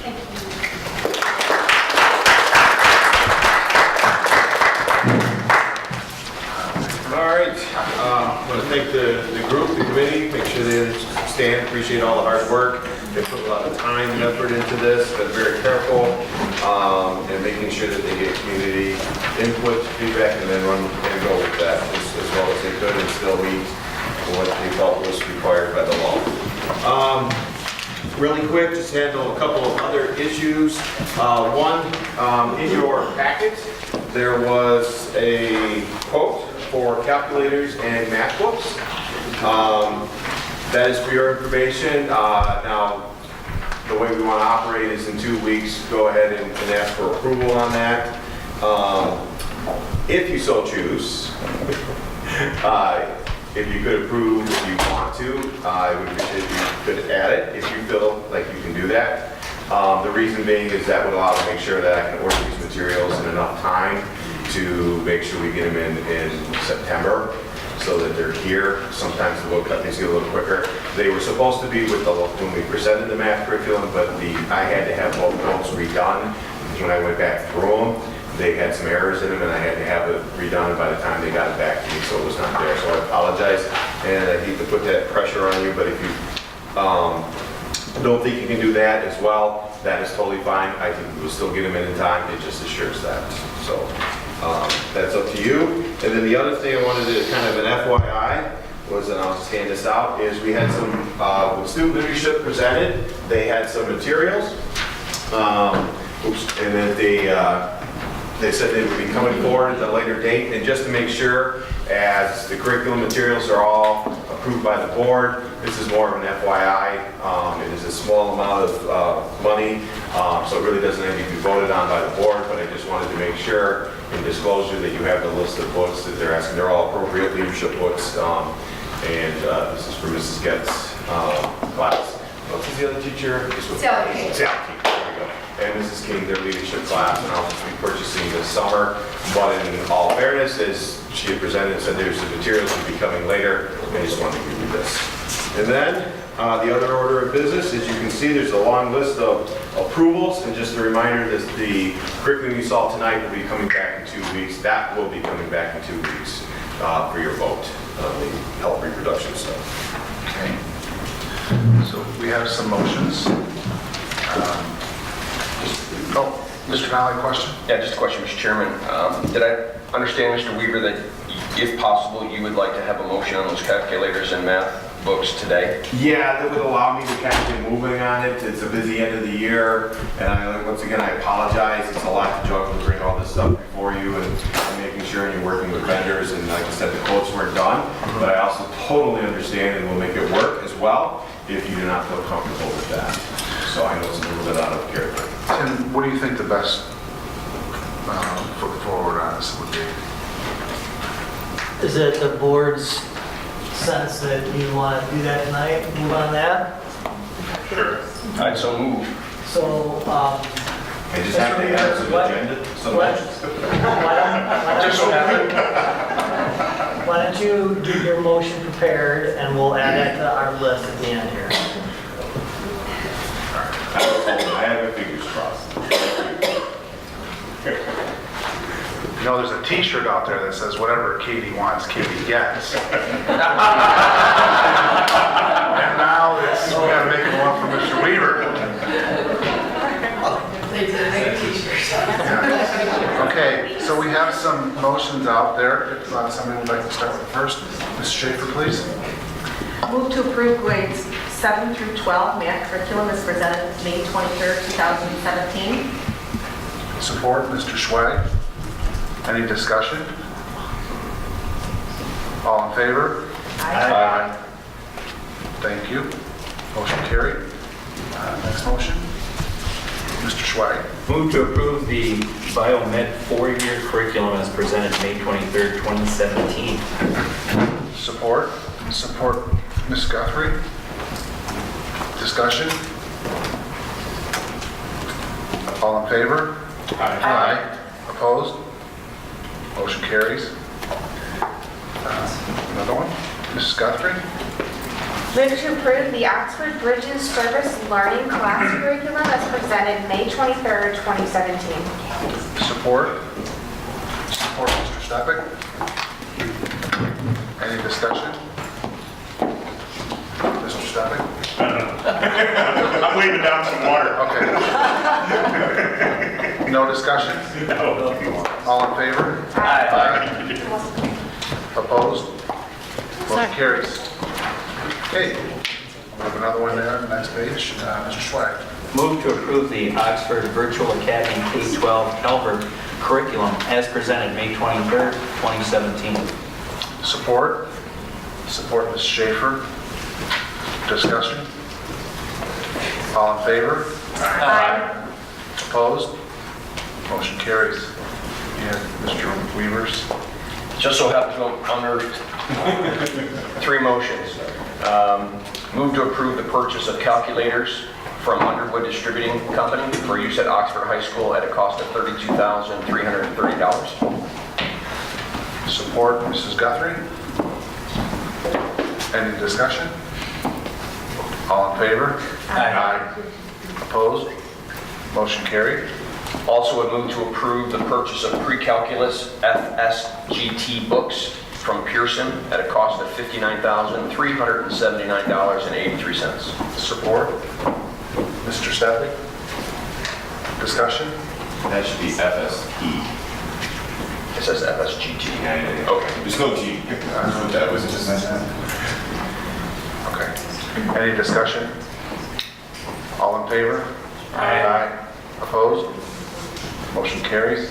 Last motion is to approve the purchase of Big Ideas Math, AGA, books from Houghton, Mifflin, Harcourt at a cost of $108,638.87. Support. Mr. Stepek. Discussion? All in favor? Aye. Opposed? Motion carries. Thank you. Thank you.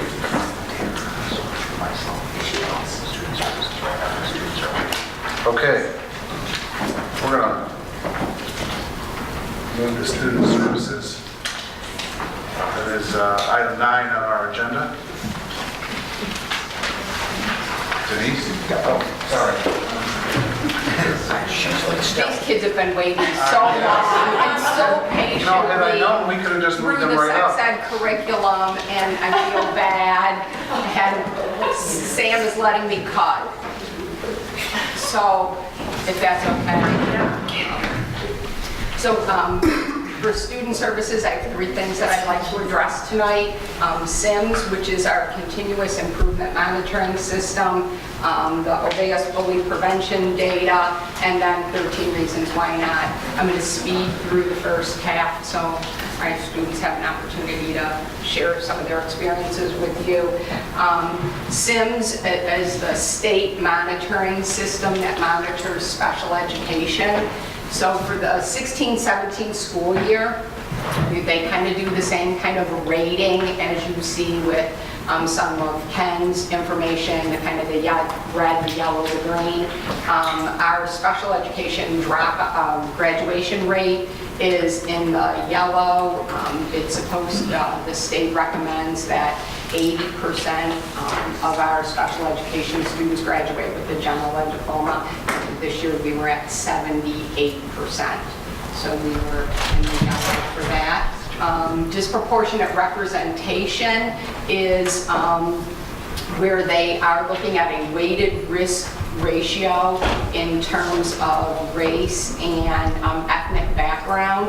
When we dug a little deeper into that data, it indicated that we were over suspending African American students at a rate higher than Caucasian students. When we really looked into that some more, it was the students that were at Crossroads where the majority of the students there are African American. So that made sense to us. At Crossroads, we put in some additional positive behavior support systems there. So, and then the other area of disproportionate representation was with identifying African American students at a higher rate as learning disabled than Caucasian students. When we looked into that data, Oxford residents are, the majority of the residents are Caucasian. The students, our schools of choice students are more diverse. And so when you look at the ratio of resident students versus schools of choice students and the diversity there, that's why that number looked disproportionate. Secondary transition is one portion of a 15-page IEP, and there were some compliance issues there with teachers that forgot to check a box. You forget to check one box, you're out of compliance. And then our timely and accurate data was 100% accurate, both all of our pupil accounting data and our IEP timeliness. So just wanted to update you on special education compliance this year. The next thing I wanted to briefly talk about, and Pam is here to help me address this if she'd like to jump in at any time. Our Obeas bully prevention data. Back in the fall, you saw some data from a national survey that had, I think they asked 1 million prevent bullying question. Mike, you had asked us to look into that some more. We did the Obeas bully prevention survey, which is 3rd through 12, 40 questions.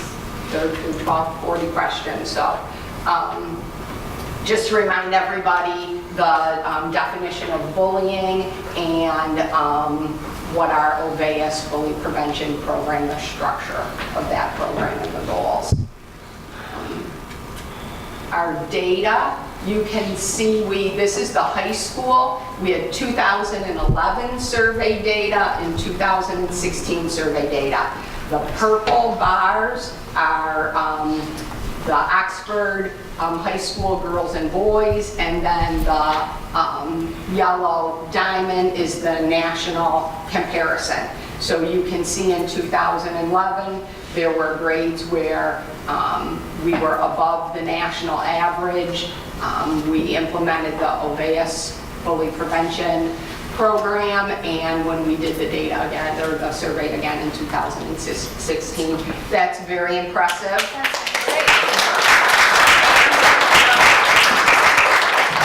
Pam did a lot of analyzing of this. This is one slide in your board pack. I believe it's each building, it's a 75-page document. I picked this one slide because I could go on and on with the data, and then you would think I was Ken up here. So I'm trying to be quick. Pam? Yeah, I just wanted to add, but it says the national data. That's national data. It's actually even better than learning peers because the national data compared to all other schools who are implementing the OVAS bully prevention program. So those are school districts that have taken a proactive approach to bully prevention. So we're even comparing ourselves to other schools who are doing things. So this is the middle school data. They did the survey in 2011, implemented the program, and then you can see the 2016 data. So I think did Daisha already leave? She couldn't. Did roll out to you. Oh, okay. So, well, Carl's here. So again, awesome data. We're so very proud of those results. This is Clear Lake. So again, you know, Brad has really done a lot to implement the OVAS bully prevention program at Clear Lake. Those were the only 3 schools that we had 2011 data. This is Oxford Elementary, did not take the survey in 2011, but again, you can see their data. This is Leonard Elementary, just did the survey in 2016, so we don't have any comparison data there. And then this is Lakeville.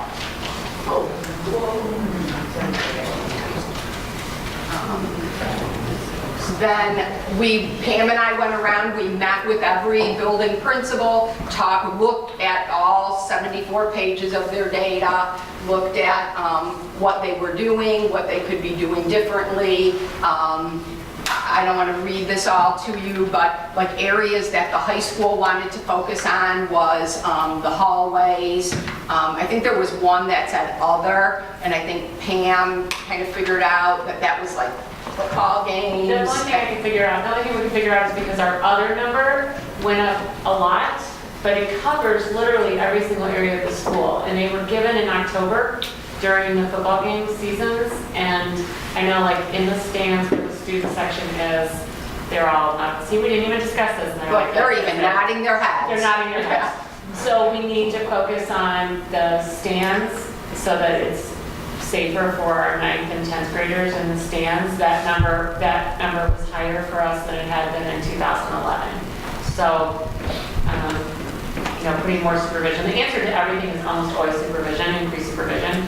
So increasing supervision in the hallways and increasing supervision in extracurricular activities, actually being in the stands with adults there. They'll love that. Don't you guys love that? Yeah. So, you know, at the elementary level, you saw playgrounds, class, hallways, lunchroom. So we'll continue to work with each of the buildings to continue to implement the program. And then the last thing I wanted to talk about, the 13 reasons why not. I'm going to let Pam give me a lot of the information. I believe that we had started off thinking this was going to be a 13-day little project, and as most of you know, it grew into something far bigger than we ever dreamed. When I stood and met with the class and said, hey, you know, they said, this sounds like a good idea, let's do it. And I'm like, sounds great. I had no idea how big it was going to get, and I'm so proud of all the kids, and they all came here tonight, so. we talked about with Pam, what were our project goals? What did we want to accomplish? And I thought my major goal was trying to address the negativity that was surrounding the Netflix series, 13 Reasons Why. So I think as it rolled out, our goals became bigger and more apparent as to what we wanted. If you guys want to jump in and say anything, or I'm going to wait till the end and let you speak to the board. We kind of are, the concept that Pam had come up with and trying to reframe from the Netflix that was like blaming somebody to thanking somebody. So I think that Pam did a great job, and was countless hours vetting each one of those stories, communicating with parents prior to any story being shared. I think there was a lot of work that went on behind the scenes to make it as successful as it was, and that really has to thank Pam and the kids. I asked Pam, did anybody keep a list of everybody that contacted us? And I think, like, what an amazing list of media that reached out to us.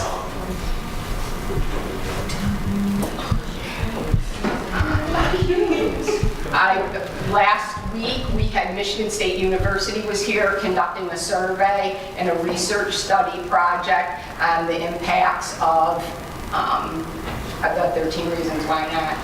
So these were just some of the things that were a result of the project. And then I circled back to the class and talked about now what? Because you just didn't want to end and say, okay, now what? So Pam did a lot of work on, and our next steps were how to keep this, in the forefront. So I'm going to turn it over to Pam, Megan, Tom, and the kids, and if they have anything that they want to share. Okay, I am going to turn, I'm very impressed, obviously I'm very impressed with the students. I'm going to introduce all of them. Anytime since this has started, we have a group, I don't know if you saw, maybe there was some communication going on. We have a group chat with all of them, and if someone contacts, like I said, board meeting 6:30 high school, and here they all are. And it's all voluntary. They're just I think they're extremely passionate, much more passionate even than any of the adults in the project. They have carried it. They have been the strong voices. They have spoken for themselves, which is why I'm only going to introduce them and allow them to do what they do. But they continue, they didn't just graduate and move on, and they have continued to embrace the project and be a voice for kids around the country. So this is Jordan Jaden, and he was tape number 2. He's a graduated alumni of Oxford High School. Kayla Manzella, tape 4? 4. Graduated alumni of Oxford High School. Robert Savage, in what grade? 11, but what tape? 10. Nate Vandekar was our last but not least tape, an alumni of Oxford High School. Dylan Koss, about tape 5, 6. Seems like you've been around forever. Alumni of Oxford High School. Victoria Valvo was 11, thank you. Alumni of Oxford High School. And Maddie Drapes was tape 6. I was going to say that. Going to be a senior at Oxford High School. And this is Amy Hafley. You all met her at the last board meeting. She's the mother of Megan Abbott and Morgan Abbott, who did tape 10-ish. Doesn't matter. Okay, so I'm going to allow them, let them talk if you all want to ask them questions. They have a lot to say and they have a lot of power behind their words. I'll come up, but I'll say thank you to Mr. Throne and Mrs. Sweet, who's over there, for being just as courageous as us and taking on the project, because that takes a lot of guts to be able to say, hey, let's do it. So we already introduced ourselves. If you guys have any questions, we've heard them all, so if you do, we've gotten everyone.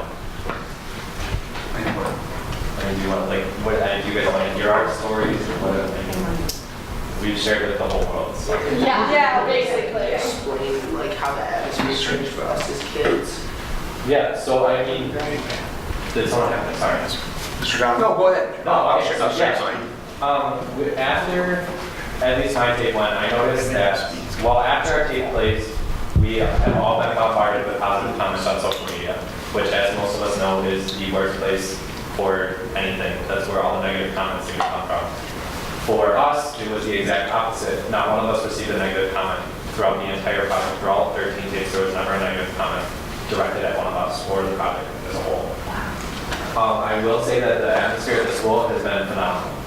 The beginning of the year, I think Nathan said it when we were with Michigan State. At the beginning of the year, the school could not have handled this project. To show kind of how far the school has come in a year, it's amazing. Even after the project ended, it's still changing. As far, I mean, the seniors left after it ended, but I believe Maddie and Robert can testify. Everybody keeps on talking about it. Teachers continue talking about it. It's good to know that people know that it's okay to talk about it, and that people are accepting of our stories, and that they're accepting of people that want to talk about it, because we have students that did not get to share their stories, but people still want to hear them. So there's people coming forward and want to hear them, so they know that they're not alone. And so it's still going on. So it hasn't been, that's for sure. The discussion did not stop when we left.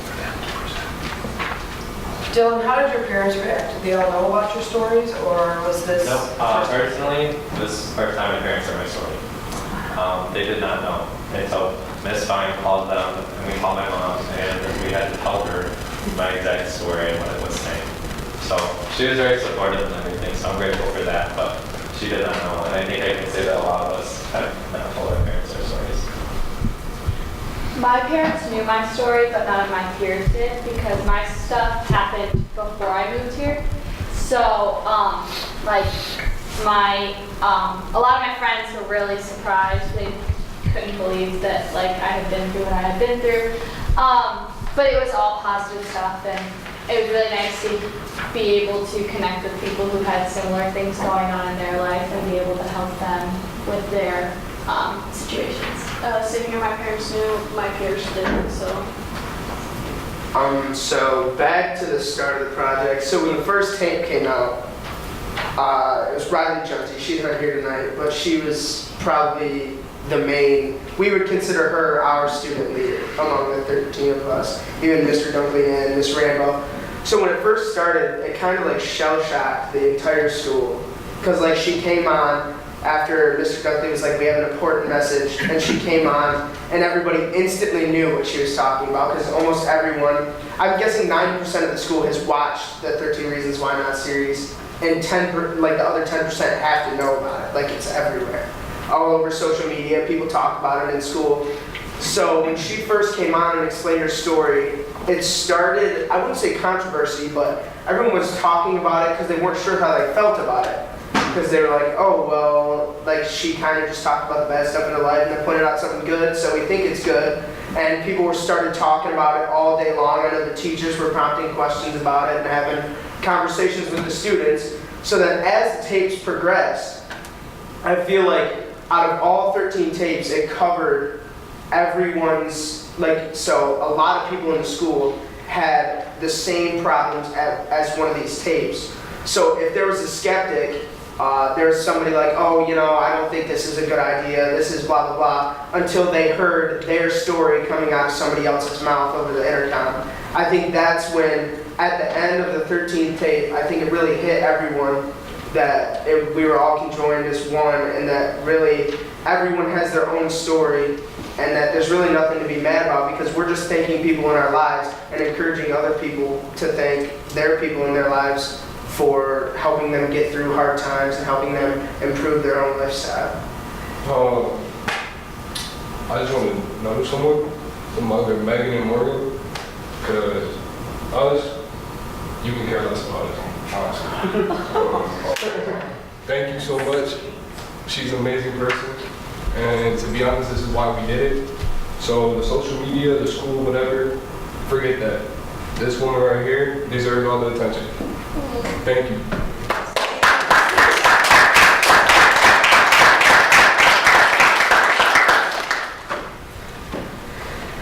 Any questions? Mr. Rahman? I was at your original talk at the PAC. I was the guy who said I was thinking proud of you. It is easy in society to hide when there's an issue. It's a little bit harder to have a voice. It's world-changing to create a movement, to start changing the way people think, to give them a safe place to say it doesn't have to be this way. I am so stinking proud of you guys. And I just want you to know how big of a thing you've done. Because if possible, not just Oxford, but the rollout is the ripple effect. The stone hits the water and you get ripples. You guys can be part of changing the way society thinks. And I'm just really proud of you. Great job. Mr. Stepek. Very similar comments Mr. Donnelly just said, but I'd like to propose the first step of adding to that ripple. And every fall in November, school board members from all over the state assemble at a conference. I believe this year it's in Lansing. And there's keynote speakers and there's presentations by students on things that they're doing in their school. This would be a phenomenal presentation to go to this fall. I've mentioned it to Mr. Throne and to Pat and to Ms. Vine actually, that I think, I don't know what it takes to get a presentation done there, but so my question to you guys is would you be available to go to something like that? Yeah, sure. Make it available? I will make it. Yeah, we will. Even graduated, you guys maybe in college or somewhere else, but you know, that would be so cool that when Mr. Donnelly said, you guys are really on the brink of changing the world. This is that great of an idea. Thank you. Mark, I took that down as a note, and I'll follow up with that. Okay. See how we can do that. All right. Write a proposal, typically is how you present somewhere, you submit a proposal. Okay. So I'll follow up. And a little bit on the Michigan State study, the researchers are getting back to us. They anticipate that the study will be ready in July, so next month, and we'll be able to share it with the board. But they gave us preliminary data. They were approved by IRB. It's a true research study from Michigan State. They wanted to study the impact that the program had on the students at Oxford, and then do a separate focus group on the actual students who participated. And we had, again, 10 out of 11. We only didn't have Jordan. He had to work that day because he had graduated. So we had all of the kids in the study. Their preliminary data was, and I'll be very honest, we've had a lot of people studying our program around the United States, and it makes me a little nervous sometimes because I'm like, it's just an idea. Like now everybody's looking at it very carefully, and I just want to make sure that it was right. And the preliminary data was that they said there was not one negative out of any of the focus groups. It was a random study. They had 4 different focus groups that ran throughout the day, and they were the 5th one. They said that the only things that the students said that they would hesitate on is this being replicated in other districts, because the students were afraid that if it wasn't done correctly, that students could be harmed. I agree with that. I talked to 2 different school districts today, one in California and one over on the East Coast. We get calls all the time about schools wanting to replicate that. So it's probably an hour-and-a-half phone call with every district, because I think if you can do this irresponsibly and kids can be hurt, I also think that the data that was up there about the climate that is now at the high school, we couldn't have done this 6 years ago. You have to have the right climate and culture, and you have to have kids who are empowered and know how to defend and stand up, and you have to have the right climate and culture to even start. We front-loaded Twitter. Like, there were a lot of things that we did behind the scenes that to protect the students, you had to present in a certain way. You know, I'd be like, they could crush you. And I said to Dylan a million times, you know, you get on there and this gets out somewhere and you can have horribly homophobic comments made about you. And he's like, I know, I'm okay. And it was that kind of, they were like, I just want to do it. I just want to help people. So they had to have that mindset to begin with, because social media can be very cruel. It just hasn't been to them, which is great. And then just making sure that it was done correctly, but everything they said was that everything's going to come back from the study as very positive. Interestingly enough, I don't know if you guys know this, but every focus group said that the biggest impact that the tape had on them was Mr. Dunkley, who went on tape. He did tape 13 on the last day, the senior's last day. But their reasoning was hearing an adult, and I think this is an important part, is that we listen to all their voice, but a lot of times we're afraid of student voices. There are districts, and again, to commend, Mr. Throne, there are districts that are calling me that they're not only banning the books, but they're handing out detentions in the high school if they say 13 reasons why. If they are heard discussing the show, they get a detention in high school. So the difference between that and what we're doing, we couldn't do that, without higher up approval. So it was a huge risk, and it paid off. But they said that hearing an adult speak, hearing Mr. Dunkley talk, the one he was leading, and they love him. But the other part was, they said to Michigan State, hearing an adult talk and hearing that he had been through something, pretty significant that he shared, and seeing that you get through it. That you get through it and you can be successful and you can be happy and you have a great career, and that there is hope down the road. And sometimes seeing outside of that. So I think sharing some of ourselves with the kids more, not a lot, sharing some things with the kids from time to time and letting them know that their teachers are human and you all are human, and that we've been through a lot of their struggles, is also a twofold part of the project, is listening to each other and giving hope to each other. So they're freakish, that's why they're here. They're amazingly kind to each other. They're incredibly protective of each other. And they're a group of kids that wouldn't have hung out normally. And now they've found each other and they text a lot. I'm getting out of the group chat. I'm out of the group chat. So, Kayla, you sat here a very long time. Say something. I agree with what you I would like to thank the school board, because I'm sure this went through you guys, and I'd like to thank Oxford High School, because I think the 2016 election is, I'm pretty sure, what divided us as students the most, because everyone was talking about it. There's people on the left and the right that absolutely hated each other. And then I forget the name of our mediator, but we had like a school sit down, where we sat in the band room and we all sat in a circle and we talked about everything. And after that, kids started to begin to talk that were a part of different cultures and had different views on different things.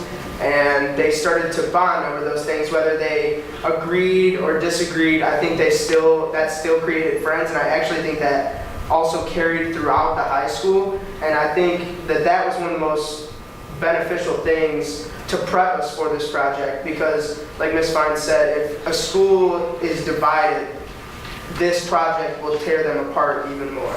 And that's what... Hey Nate, can I make a recommendation to you guys? Yeah. I know that you guys are all going to college and my lady kiddos who work there. But you should probably project or maybe post this to your universities as an independent study course for your sociology credits. You can probably pull some credits away from this project.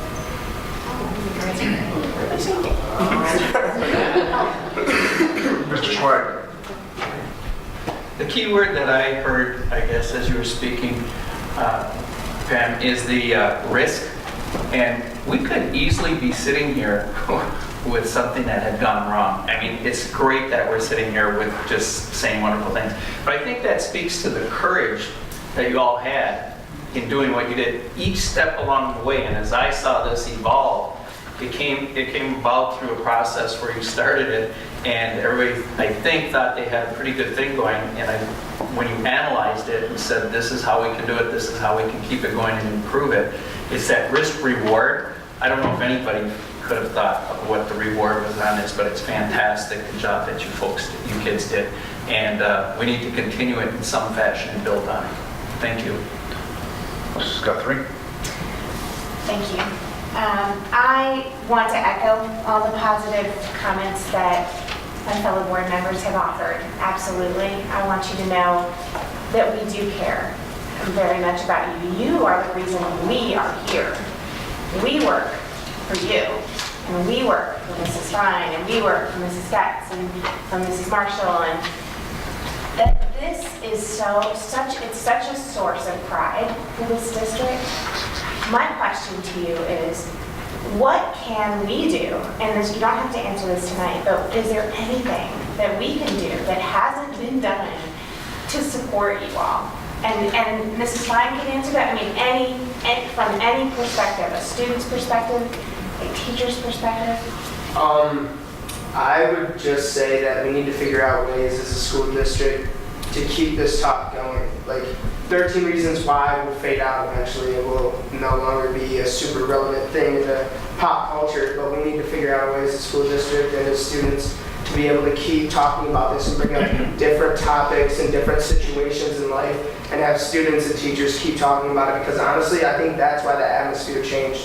When everybody began to talk about it, everybody became nicer, because you don't know the person who's sitting next to you. Like, I know their stories, but if I go and sit down at a lunch table with people I don't know what the person on the left's been through to me. Like, they're no one to me until I finally get to know them. And when you're nice to somebody, they will almost always give you the opportunity to be their friend. Isn't it phenomenal to think about the fact that this is really just a beginning? And we're proud of you. We need to make sure that the 8th graders that are coming in need to know about this, because I know that some of the middle schoolers, they weren't allowed to talk about the show at the middle school. I don't think they were allowed to talk about what we were doing. So I want the 8th graders that are coming in to know what we've done, to keep that atmosphere going.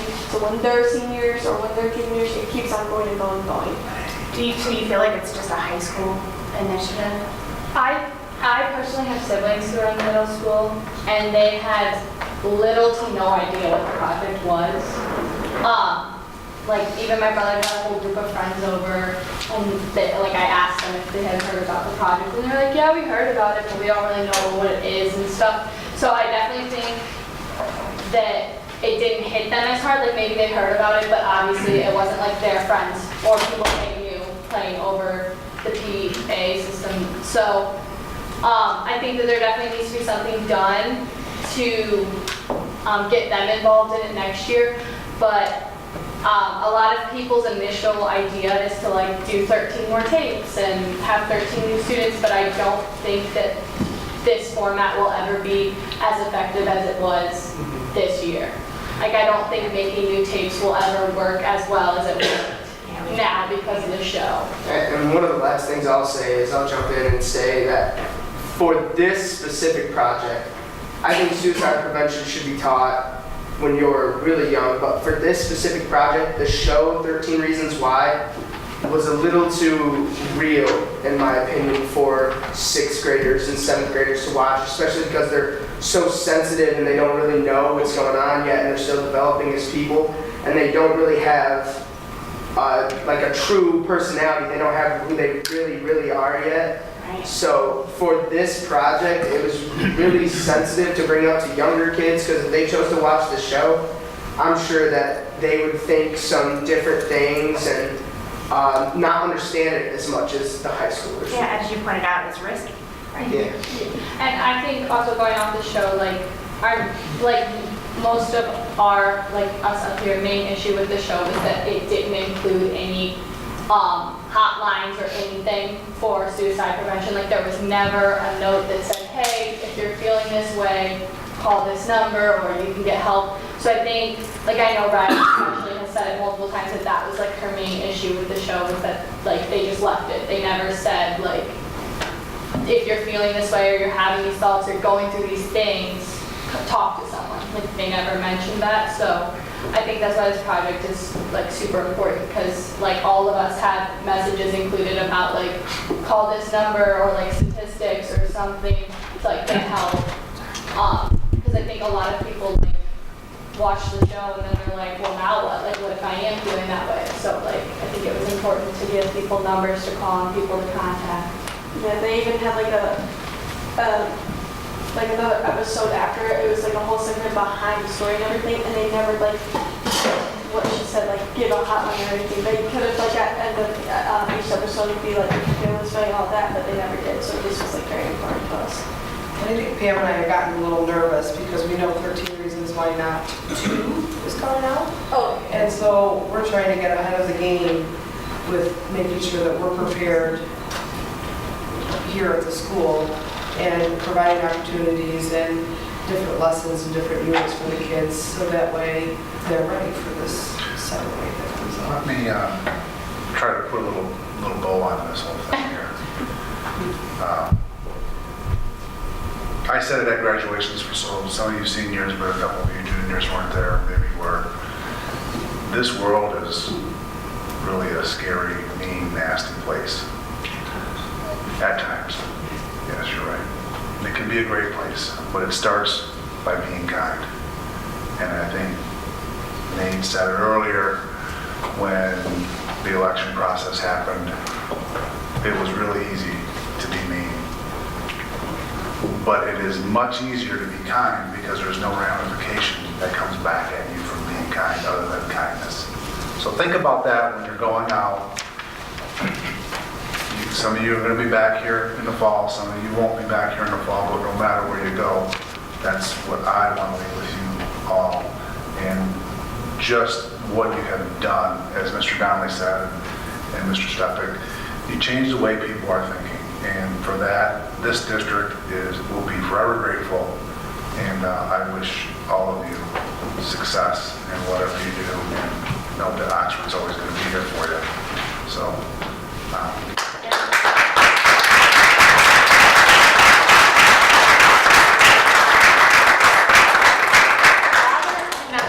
which is unusual. I do want him to say, he said it a long time, but I do want him to say something because the reason we did the project from tape 1 was to what?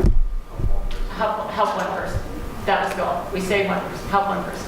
So Robert, can you just speak briefly on yours? I had never met him before he came in my office, and go ahead. Well, before the tapes ever aired, I never really told anyone my story or how I felt about life or anything. And then as the tapes started going, I just didn't really know what they were, and I always listened to them. But then when the teacher told me, Mrs. Rambo, when she started saying her tape, it really just got to me in class. So I ended up going down to the counseling office and talking to the counselor, as Ms. Braddock. And she ended up calling my mom, and that was the first time I told her how I felt.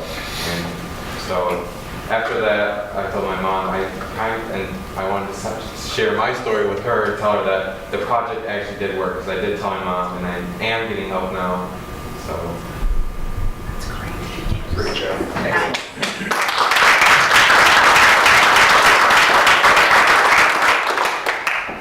Okay. I just want to thank all the kids for coming and thank the board for us taking up your time. And thank you, Mr. Barnett. Thank you for letting us jump. Yes, and thank you. It's an honor. Why don't we take a quick 5-minute break, okay? And then we'll be right back.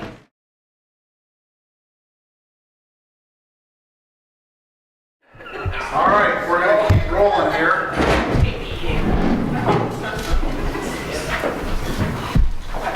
We have item 7, or now would be 8, finance and operation. Mr. Barnett. Good evening. What you have in front of you, it was also in the board packet, is the 2016-17 final amended budget, as well as the 2017-18 original budget. If you please refer to, and I apologize for the fire, I'm trying to get everything on one concise page, it's very difficult. You'll have the columns numbered 1, 2, 3, and 4 at the top, and I hope you can see that. We're really going to be concentrating on 3 and 4, columns 3 and 4 again, 16-17 final amended budget, which is column 3, as well as column 4, the 17-18 original budget. And so what I've done at the end here is I created a variance column, which is comparing those two together. And so really just the big assumptions that I'm making, and that's what I really wanted to convey to everyone tonight as concisely as possible. You know, next year we are not projecting any enrollment increases at this particular point in time, so we are taking a fairly conservative approach. We go down to the revenue component. You see that local revenue is declining almost 5%, 4.71. And the vast majority of that decline in revenue is due to our international program revenue. We're going to be going down significantly in students due to the changes in the program. And so that is reflected in the revenue component. As I move forward to state, the big assumption here is what came out last Friday, and that was a conference committee consensus for what next year should be on a per pupil basis. And that is $120 per pupil is the current estimate for next year. So that $120 more per pupil translates into $7,631 for state aid per pupil for the district. And again, this has to be still voted by both the House and the Senate and approved, as well as signed by the governor. So this, again, is only our best guess. This is our best estimate. So if you scroll down a little bit, you'll see total revenue, 0.90%. So less than a 1% increase year over year. Moving down to expenditures. Now I put here as an explanation, key assumption, 3 out of our 4 bargaining units, we already have either TAs or we have a signed contract obviously for the next 3 years. One of our bargaining units we still do not, so I baked in some very general assumptions, which I'll hold close to my chest right now because of those negotiations. But to make a long story short, I have wage and benefit increases with all of the various right now settled contracts baked into the budget. In addition to that, if we move down to the functional areas of expenditures, I provided each of you a cheat sheet similar to the cheat sheet that I provided. It's the same one that I provided you. I believe it was back in February when I did an amended budget. And so that cheat sheet really just is allowing you to know what are these high-level functions that I'm going over. Because we have over 4,400 accounts within the general fund. And I have to group those accounts according to function in order to report to you and to the state at a very high-level roll-up in a concise manner. So that's hence the cheat sheet for yourself. Going down, that function level, you'll see here that I have 10.55% in added needs. Why is that such a large percentage? Well, a fairly significant portion of that is 2 estimated FTE, both elementary as well as Oxford Middle School special education teaching positions. So fully loaded. Oh, I'm sorry. Ideally high school and middle school. I'm sorry. I changed that. I had an OHS and I changed, I apologize. OHS and elementary, so. Middle, sorry. To make a long story short, that is why that is going up a larger percentage than many of the other categories. But again, all of these categories are going up just because of obviously assumptions made for both benefits as well as wages year over year. That's the vast majority of the increase. As well as, in different segments of the functions, we obviously make estimates for insurance increases, obviously the cost of our insurance for the district as a whole, liability insurance. Obviously, any legal expenses that we foresee in the future, we increase those expenditures. As well as, equipment and obviously the cost of electricity as well as gas. And gasoline for our buses as well. So all of that is baked in, as you're all probably well aware, and that's why you see the increases year over year. Now what you do see, if you move a little bit further down under support services, you see operations and maintenance taking a significant decline year over year. And really what that is it's really due to the project timing. A lot of the dollars that are spent within maintenance and operations are really geared towards obviously improvement of our facilities as well as just general maintenance related items. But in addition to that, there are some larger projects that are actually in those funds as well, or in those accounts. And specifically project timing for the township water on Wildcat Drive. Obviously we had the board approve that a long time ago. But as you're all well aware, it took some time for it to get started. And so it's making progress. They haven't really encroached upon our property yet, but they're going to be doing so within the next several weeks. And so that won't be paid for until 17-18. And so hence, we have a nice favorable variance this year, but that money will be spent next year, obviously, okay? So that's one example. We also have a couple other examples. One of those is the night lock door locks for the district-wide. We had some delays. Obviously, the economy is going very well. So that company has been very, very busy. It's been tough to schedule, but we are going to be getting them here in the summer to install those while obviously the schools are for the most part empty. So just want you to be aware of why I say project timing. That's exactly what I mean.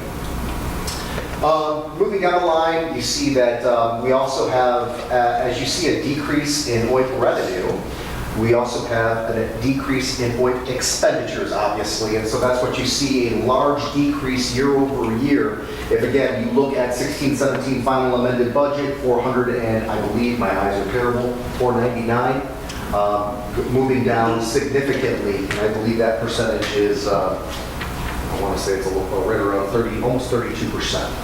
So if we move down, for this year, for the final amended budget, what we're showing here is truly a large favorable variance. And again, it's mainly because of these projects that are being delayed, but it's also because of the profitable programs that we have in the district as well. And so what I'm showing is a transfer to our capital projects fund of $475,000, as well as an additional $475,000 to our healthcare account to help guard us against the district against any increases, unexpected increases in run-on healthcare claims that the district is exposed to on a go-forward basis. So obviously you see 475, that's 950, and then in addition to that, we still have a little bit of fund equity going into our fund equity and still maintaining approximately a 15% fund balance percentage as a percentage of expenditures. So still very good fund balance percentage. Now going forward and moving to 17-18, the column 4, we don't foresee having as good of a year, obviously, because of obviously our small increases in revenue offset by the OIP revenue loss. So what we're seeing here, the net bottom dollar is the excess revenue over expenditures of a little over $25,000. So at this particular point in time, my best estimate for next year's general fund is an increase of $25,000 and change to the general fund balance. So still good, still favorable. And again, this is assuming, again, no increase in enrollment. So, does anyone have any questions? Mr. Donovan. Where you see negative numbers, both times you mentioned that they're connected to the international program, changes to the program. Yes. Can you elaborate? I can, very briefly. I'm not as close to it. I'm more of the, hey Sam, we're going to be having only a few students take down the revenue. But the bottom line is changes, from my understanding, from CBIS in regards to not being able to collect directly from the students coming from overseas for the second year. We can't directly, I believe, take those funds as we have were permitted to in years past. And so what that has done is significantly decreased our revenue in the international program. And so that really is the vast majority of the decrease, as well as the number of students that we are considering eligible for the program. So the second question, the second statement, compared to this last school year, what's the difference, the delta in students enrolled? I believe right now we have over 80 students enrolled, both first and second. And Tim, I'll let you speak. You're the head of it, so I'll let you go. No, so we only have one-year students enrolled this year, and there's around 40, I want to say. And I would also maybe just say that in years past, in that second year of concurrent enrollment, while the amount of revenue was increased, the amount of net profit was very little in the second year because the majority of that money was going for college tuition costs. Because they were full-time students at the college level. The big hit, when it comes right down to it, is you're going from 40 students in their first year to, right now, we've got approximately 12 students coming in the fall. 40 to 12? Yes. Okay. And so the question is, well, why 40 to 12? 10 of those 12 are Indian students and only 2 are Chinese students. That's a significant shift. It's a huge shift. So then the question is, why are we going from majority of Chinese students down to a minority of Chinese students? And quite frankly, I think you all know the answer as well, and I think that's a lot to do with people in our community or things that have been said. And if I am a international parent and I'm spending premium tuition dollars to send my student, my son or daughter, halfway around the globe to get a high school diploma, am I going to be hesitant sending it to a community that maybe doesn't have so many kind things to say as we just heard from our students, and more negative things? Yeah. And so that's a huge issue. Do we need to address it? Absolutely, we need to address it. But at the end of the day, that's the truth, and that's why we have so many fewer students. Just a follow-up, Mr. Chairman. Not for discussion maybe today, but is there a chance that we can just pop this issue as an agenda item sometime in the future? I think it's significant enough that we dig into it a little deeper.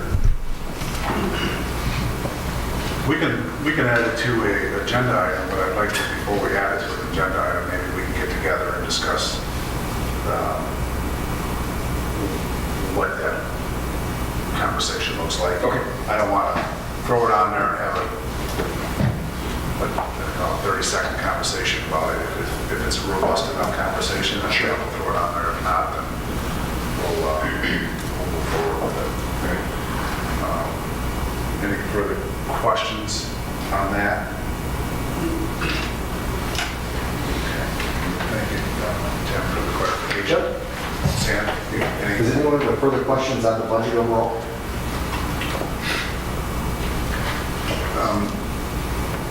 I'm looking at operation and maintenance. We have some pretty lofty goals, maintenance-wise. And if I look at the number that we originally budgeted, or our final amended budget is about $400,000 different than what we originally had. Is that because we're taking on more projects, or is that all allocated towards that, the water project? No, that's a great question. So really, you see the jump from the original budget to the final amendment, and a large portion of that is due to 4 main things. And one of them was the 3 elementary playgrounds that we basically matched funds. So we put in a DA playground and took out several old and unsafe playground structures at DA and put it in a beautiful new playground, frankly. In addition to that, we did the same thing at OES, not an entire playground, but a playground structure. So we helped match the funds with obviously the parent group at the school. And so we did that obviously at OES, and then we did the same thing at Lakeville as well. So Lakeville, obviously, we took out some old structure and replaced it with a new structure and matched funds. So that's number one, different between the two. In addition to that, we did select concrete replacement throughout the district. I'm sure many of you who drop off your kids, or you know people that drop off kids, or you're just coming from a board meeting or for any other purpose, and you see all the new concrete that's been around on the sidewalks and the pads. We spent a significant amount of money doing that throughout the district. So that's number 2. Number 3, we did put a fairly expensive fire alarm system that we were required to by law at Clear Lake. And so that was done last August as well. So that was, I believe, right around $40,000 by itself. as well as basically new building control management systems in select buildings across the district. So those are several things that we spent a fair amount of money on this year that really we thought we had to. So. Hey, just a comment. I appreciate the way you set this up. I mean, I've spent years, long time ago, but going from one page and to have this like this and so concise and hitting the high points, I really appreciate it. Well, thank you for those comments. You know, it's often difficult to provide a concise level of with as much detail as I possibly can, and kind of give you the high level, because there are so many accounts, over 4,400 accounts in the general fund. So thank you. Does anyone have any other questions regarding the proposed budget and then the final amended budget? Thank you. Thank you.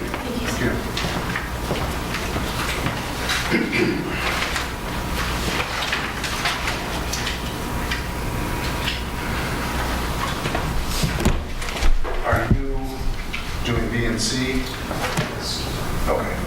I didn't know it was. OEM or Recommendation, I need to see that. Yes. Yeah, so then we have B and C. So I have both a recommendation, but I want to discuss obviously the purchase of a used bus, 2014 minibus, that we are recommending the district purchase out of this year's funds. This is used for special education. We already have, I believe it's 4. Is that correct, Ann? We already have 4, or is it more than 4 buses of similar size, 29 passenger? Is that right, or is it a 5? 5, we have 5. Okay. And so what this would be doing is obviously updating our fleet with a fairly low mileage vehicle bus, but in addition to that, replacing one with the highest mileage, which I believe has over 150,000 miles, and I believe we use that one as a spare right now. So. Actually, it's on the road every day. It's a bus that we bought used not quite 2 years ago. And in the not quite 2 years that we've purchased it, we put 40,000 miles on it with special needs children. And it's just racking up the miles. It's getting rusty and needs to be replaced, unfortunately. And we would then use that bus, we would keep that bus because it has integrated car seats in it, which are very helpful for the little ones, the 3 and 4-year-olds.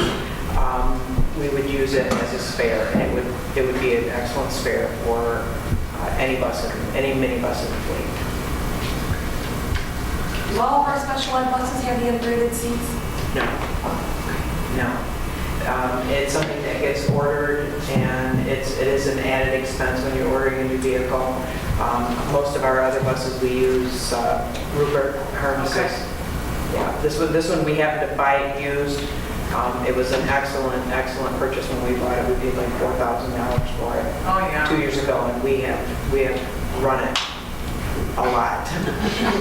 And just worried, it broke down the other day, and it's just kind of one of those, you're scrambling at the last minute trying to put harnesses in a bus. Yes. For 12 to 15 little ones that you don't have. And it just, so we'd like to be able to set a bus up to kind of replace that.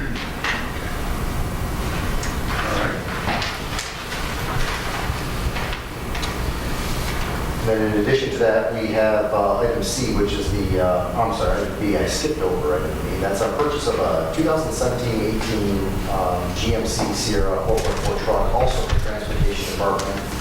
And the current truck right now, it's fairly old, right? It's about 20 years old. 20 years old, and it's been a workhorse. Runs like a tap. Been a workhorse, so. It's starting to rust. The doors are rusted, the rockers are rusted on it. There's actually a hole. I think they get sheet metal in it, but there's a hole in the drivers on the floor. So it's seen as better than. So we're almost doing the Fred Flintstone thing, right? Oh, If the bottoms are. So the request is to really purchase a new vehicle, and what this vehicle is used for in the transportation department is primarily in the wintertime, as an example. Basically going to get buses unstuck from some certain areas. Believe it or not, they're able to do that with this level of vehicle. But also our mechanics are going out on site with the truck, and if there's a breakdown or what have you, they're obviously fixing and using the this truck. So this truck gets a fair amount of use. In addition to that, it would be another vehicle in the district that would be able to do some plowing with our own staff if we see fit. So our recommendation again is for you to consider, again, this would be coming out of the sheriff's funds as well, would be to purchase these two different vehicles. Okay.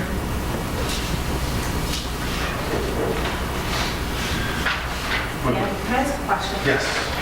I'm just curious, like when we approve like calculators, for instance, which was good, like where does that come out of like funds? So there's, obviously, curriculum has their own accounts. They have their own, in general. one of the 4,400? Yeah, Okay. they really are. And Right, so, okay. so I budget that, with the help of Ken. He tells me, Okay.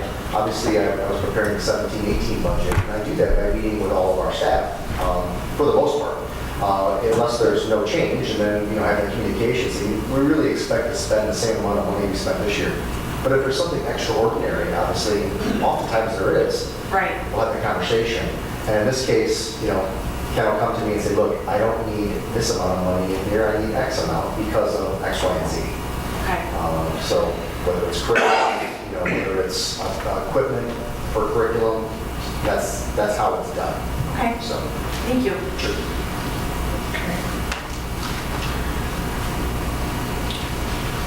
We have a couple of items, recommendation for action. On to the next item. Property tax levy for 2017-2018. Mrs. Guthrie. Move to set the property tax levy for 2017-2018 as follows. Non-homestead operating at 17.9153 mils. Commercial personal property at 5.9153 mils. Debt at 7.900 mils.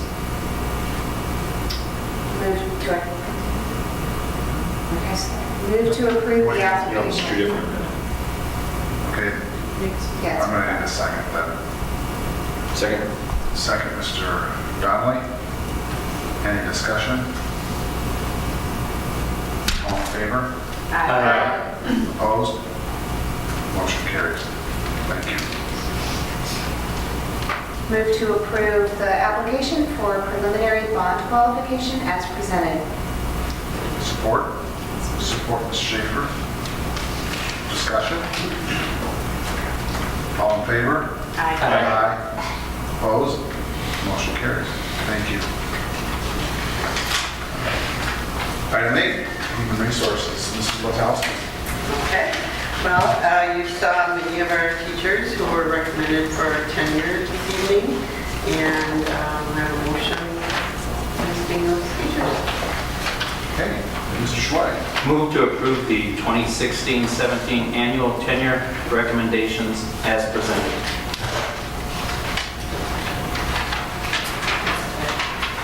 Do we need to read the names? Sorry.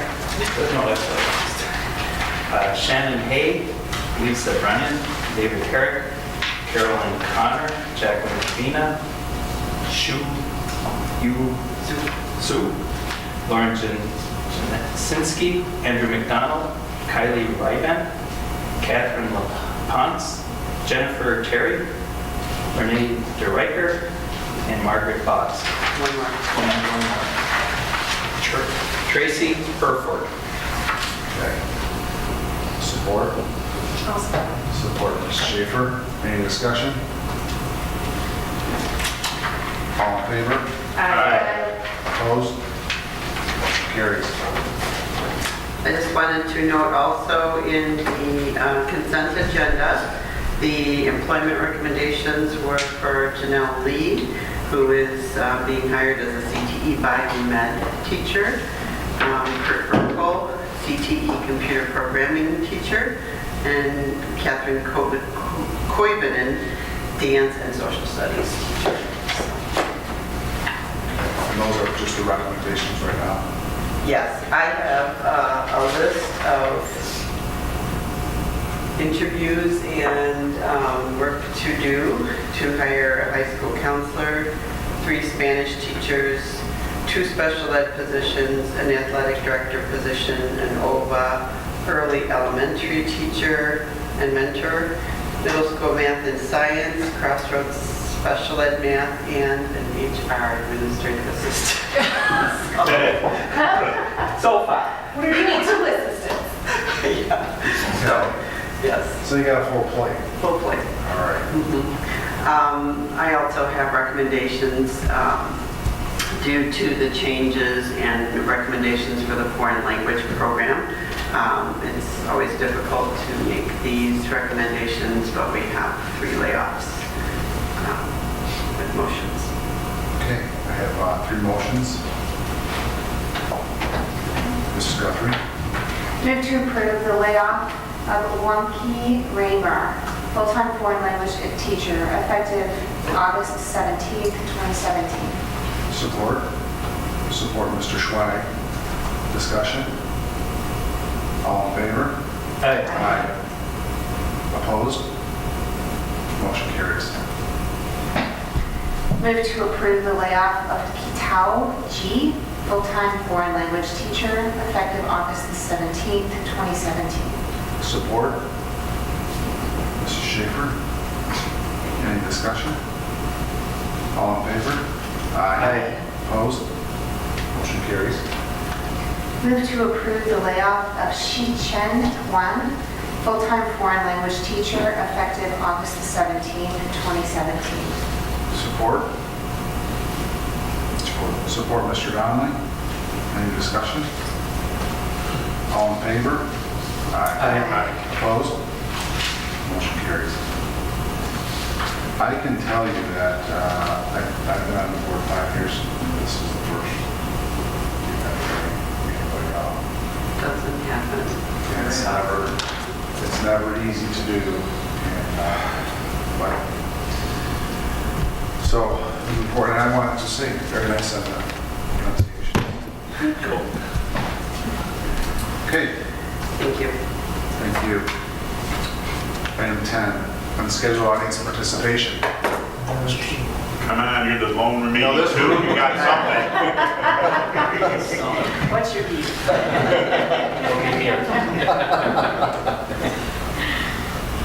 Okay.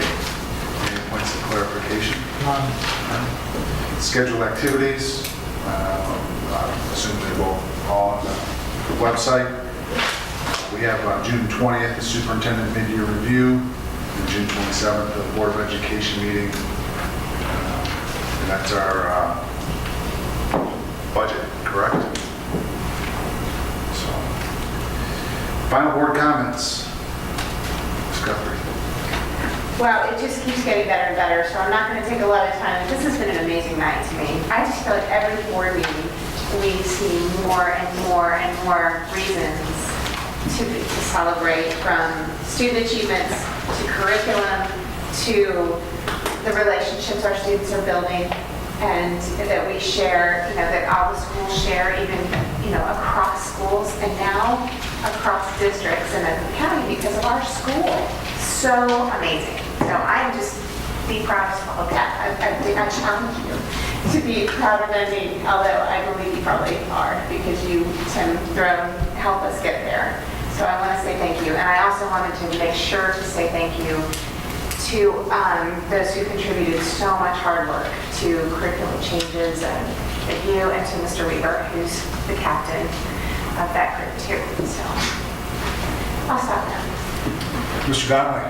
To just echo, what an incredible day for everything from robotics to 13 reasons why not to the hard work and curriculum.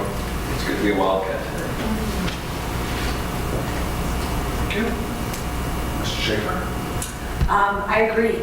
I was thinking a lot about what you said at graduation about being kind and what really determines success. And I think progress determines success. And I think we're progressing. And I thought it was great that our students are showing us. The TORC team talked about a program that they won for gracious professionalism. So if our kids are doing that, then We should. We should too, and I think we're getting there, and that's what I mean about progress. We're going to get there. So, and they're going to be an example to us, so that's a good thing. And although I may have questioned some things in your curriculum, I do appreciate all the hours and the work that you have put in it and your team. So, and I hope I came across respectively in that sense as well. We're all So, trying to roll is the question and ask and make sure we're doing the best we can. yes, and you did a great job. Some of your suggestions that you saw, we're taking into account. Yes, thank you It very wasn't much. just yours, and I don't want to kind of phrase it that way. but No, I know. as well, too, Yeah, to add from, like, some input. feedback. And it's really important for the committee, for the board to know that they take all of this serious and really appreciate all the feedback they get. They can't make decisions and go forward without that, so much appreciated. A lot of work on your part, and I appreciate that. Thank you. Mr. Scudder? I would echo all the comments already made, except what a wonderful thing the DECA team did internationally in the top ranks of the world. That's huge. And not to demean any of the other organizations that did some great things, but that's just awesome for DECA. And just a great day to be able to look at. Mr. Schweig? Yes, and I too want to congratulate the school programs, the DECA Robotics, the 13 Reasons Why Not. I mean, that's just like, it's not just a home run, they're grand slams in all of them, and it's just a tremendous group. And presentation by the committees on the curriculum have been well thought out, well organized, and they're based on data, and that's the way we need to move forward. And with that, I also am going to read a prepared statement, and I respectfully ask that my remarks be fully included in the official minutes of this meeting. Point of order, we've already reflected a minute in the... No, that's not, I'm just in what, this is a different one. I mean, I want these in a meeting, and you'll get it when I tell you what it is. Give me some leeway on this just for a minute. I will also provide a transcript of my remarks to the board secretary. After much thought and serious consideration, I have decided it's time for me to step down and resign from the Oxford Schools Boards of Education. Therefore, as such, I will be resigning effective June 30th, 2017. Over the last 2.5 years, I have greatly appreciated the opportunity to serve as a board member, working together with the board and superintendent in the best interest of our students has been a truly rewarding experience for me. In the past, I feel I've been able to serve as a catalyst and strong influence in helping our district achieve our goals. I've always appreciated people who see the dignity in the struggle, and sometimes that struggle is amazing. However, lately, I have not been able to serve as a unifying force to continue moving the district in a positive direction. Recently, as a board member, and as per our policy, I asked that my remarks be included in the official board minutes. This seemingly simple and direct request required closer scrutiny, additional analysis, and had to be tabled to the next meeting for further discussion. This was the last straw. I realized that in the best interest of our district, I needed to stop, step aside, and resign. Hopefully, my actions will lead to better conflict resolutions. Our district has a superintendent in Tim Throne with integrity, is accessible, honest, and highly trustworthy. I'm confident that going forward, the board will continue to rally behind him and keep Oxford schools at the top of providing educational excellence for all of our students. In closing, I want to thank all the board members I have had the opportunity to serve with over the years and who helped make student academic growth our top priority. Finally, I want to thank the Oxford community for allowing me to serve as a representative of our district. Thank you. I still want to call point of order. Pardon? I still want to call point of order. Well, I had thoughts, but that kind of took me for a loop, so we'll circle afterwards. Okay. I just want to say, you know, obviously everybody's had their views on tonight, and we're going in the right direction.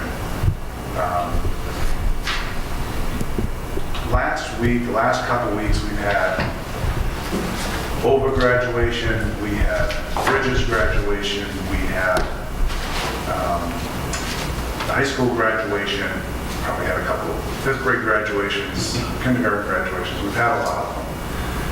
And I can tell you that it just truly is amazing when you look at what our students are accomplishing, where the places that they're going. Some of them are going far. I mean, we heard tonight, one student's going to Australia. And just as impressively, some of them are staying home.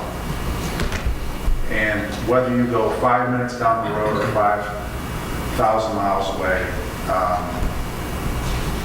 they're making their way in their life, and that amazes me every year. And so I just want the board to know that I appreciate all the hard work that we put in through the school year. Want to let cabinet know, and please let the staff know. This is their time at the end of the year, winding down the saber for the last couple of days and enjoy it. So with that, I'm going to turn it over to Mr. Brown. Thank you. I think I'll just maybe try and wrap this up, at least from my perspective. Thanking Mike, both personally and professionally, for your time on the board, your service.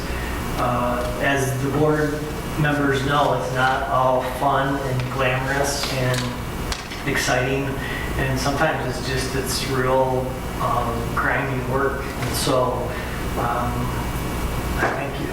So that's all. Okay.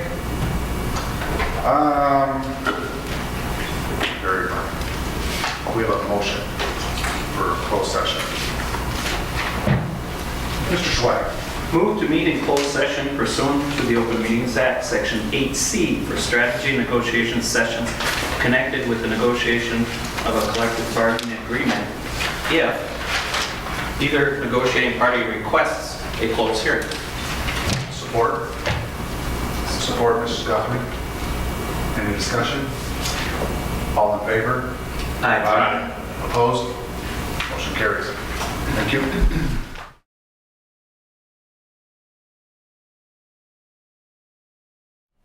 Okay, on closed session, item 15, other. None. Item 16, amendment. It's good to be a Wildcat.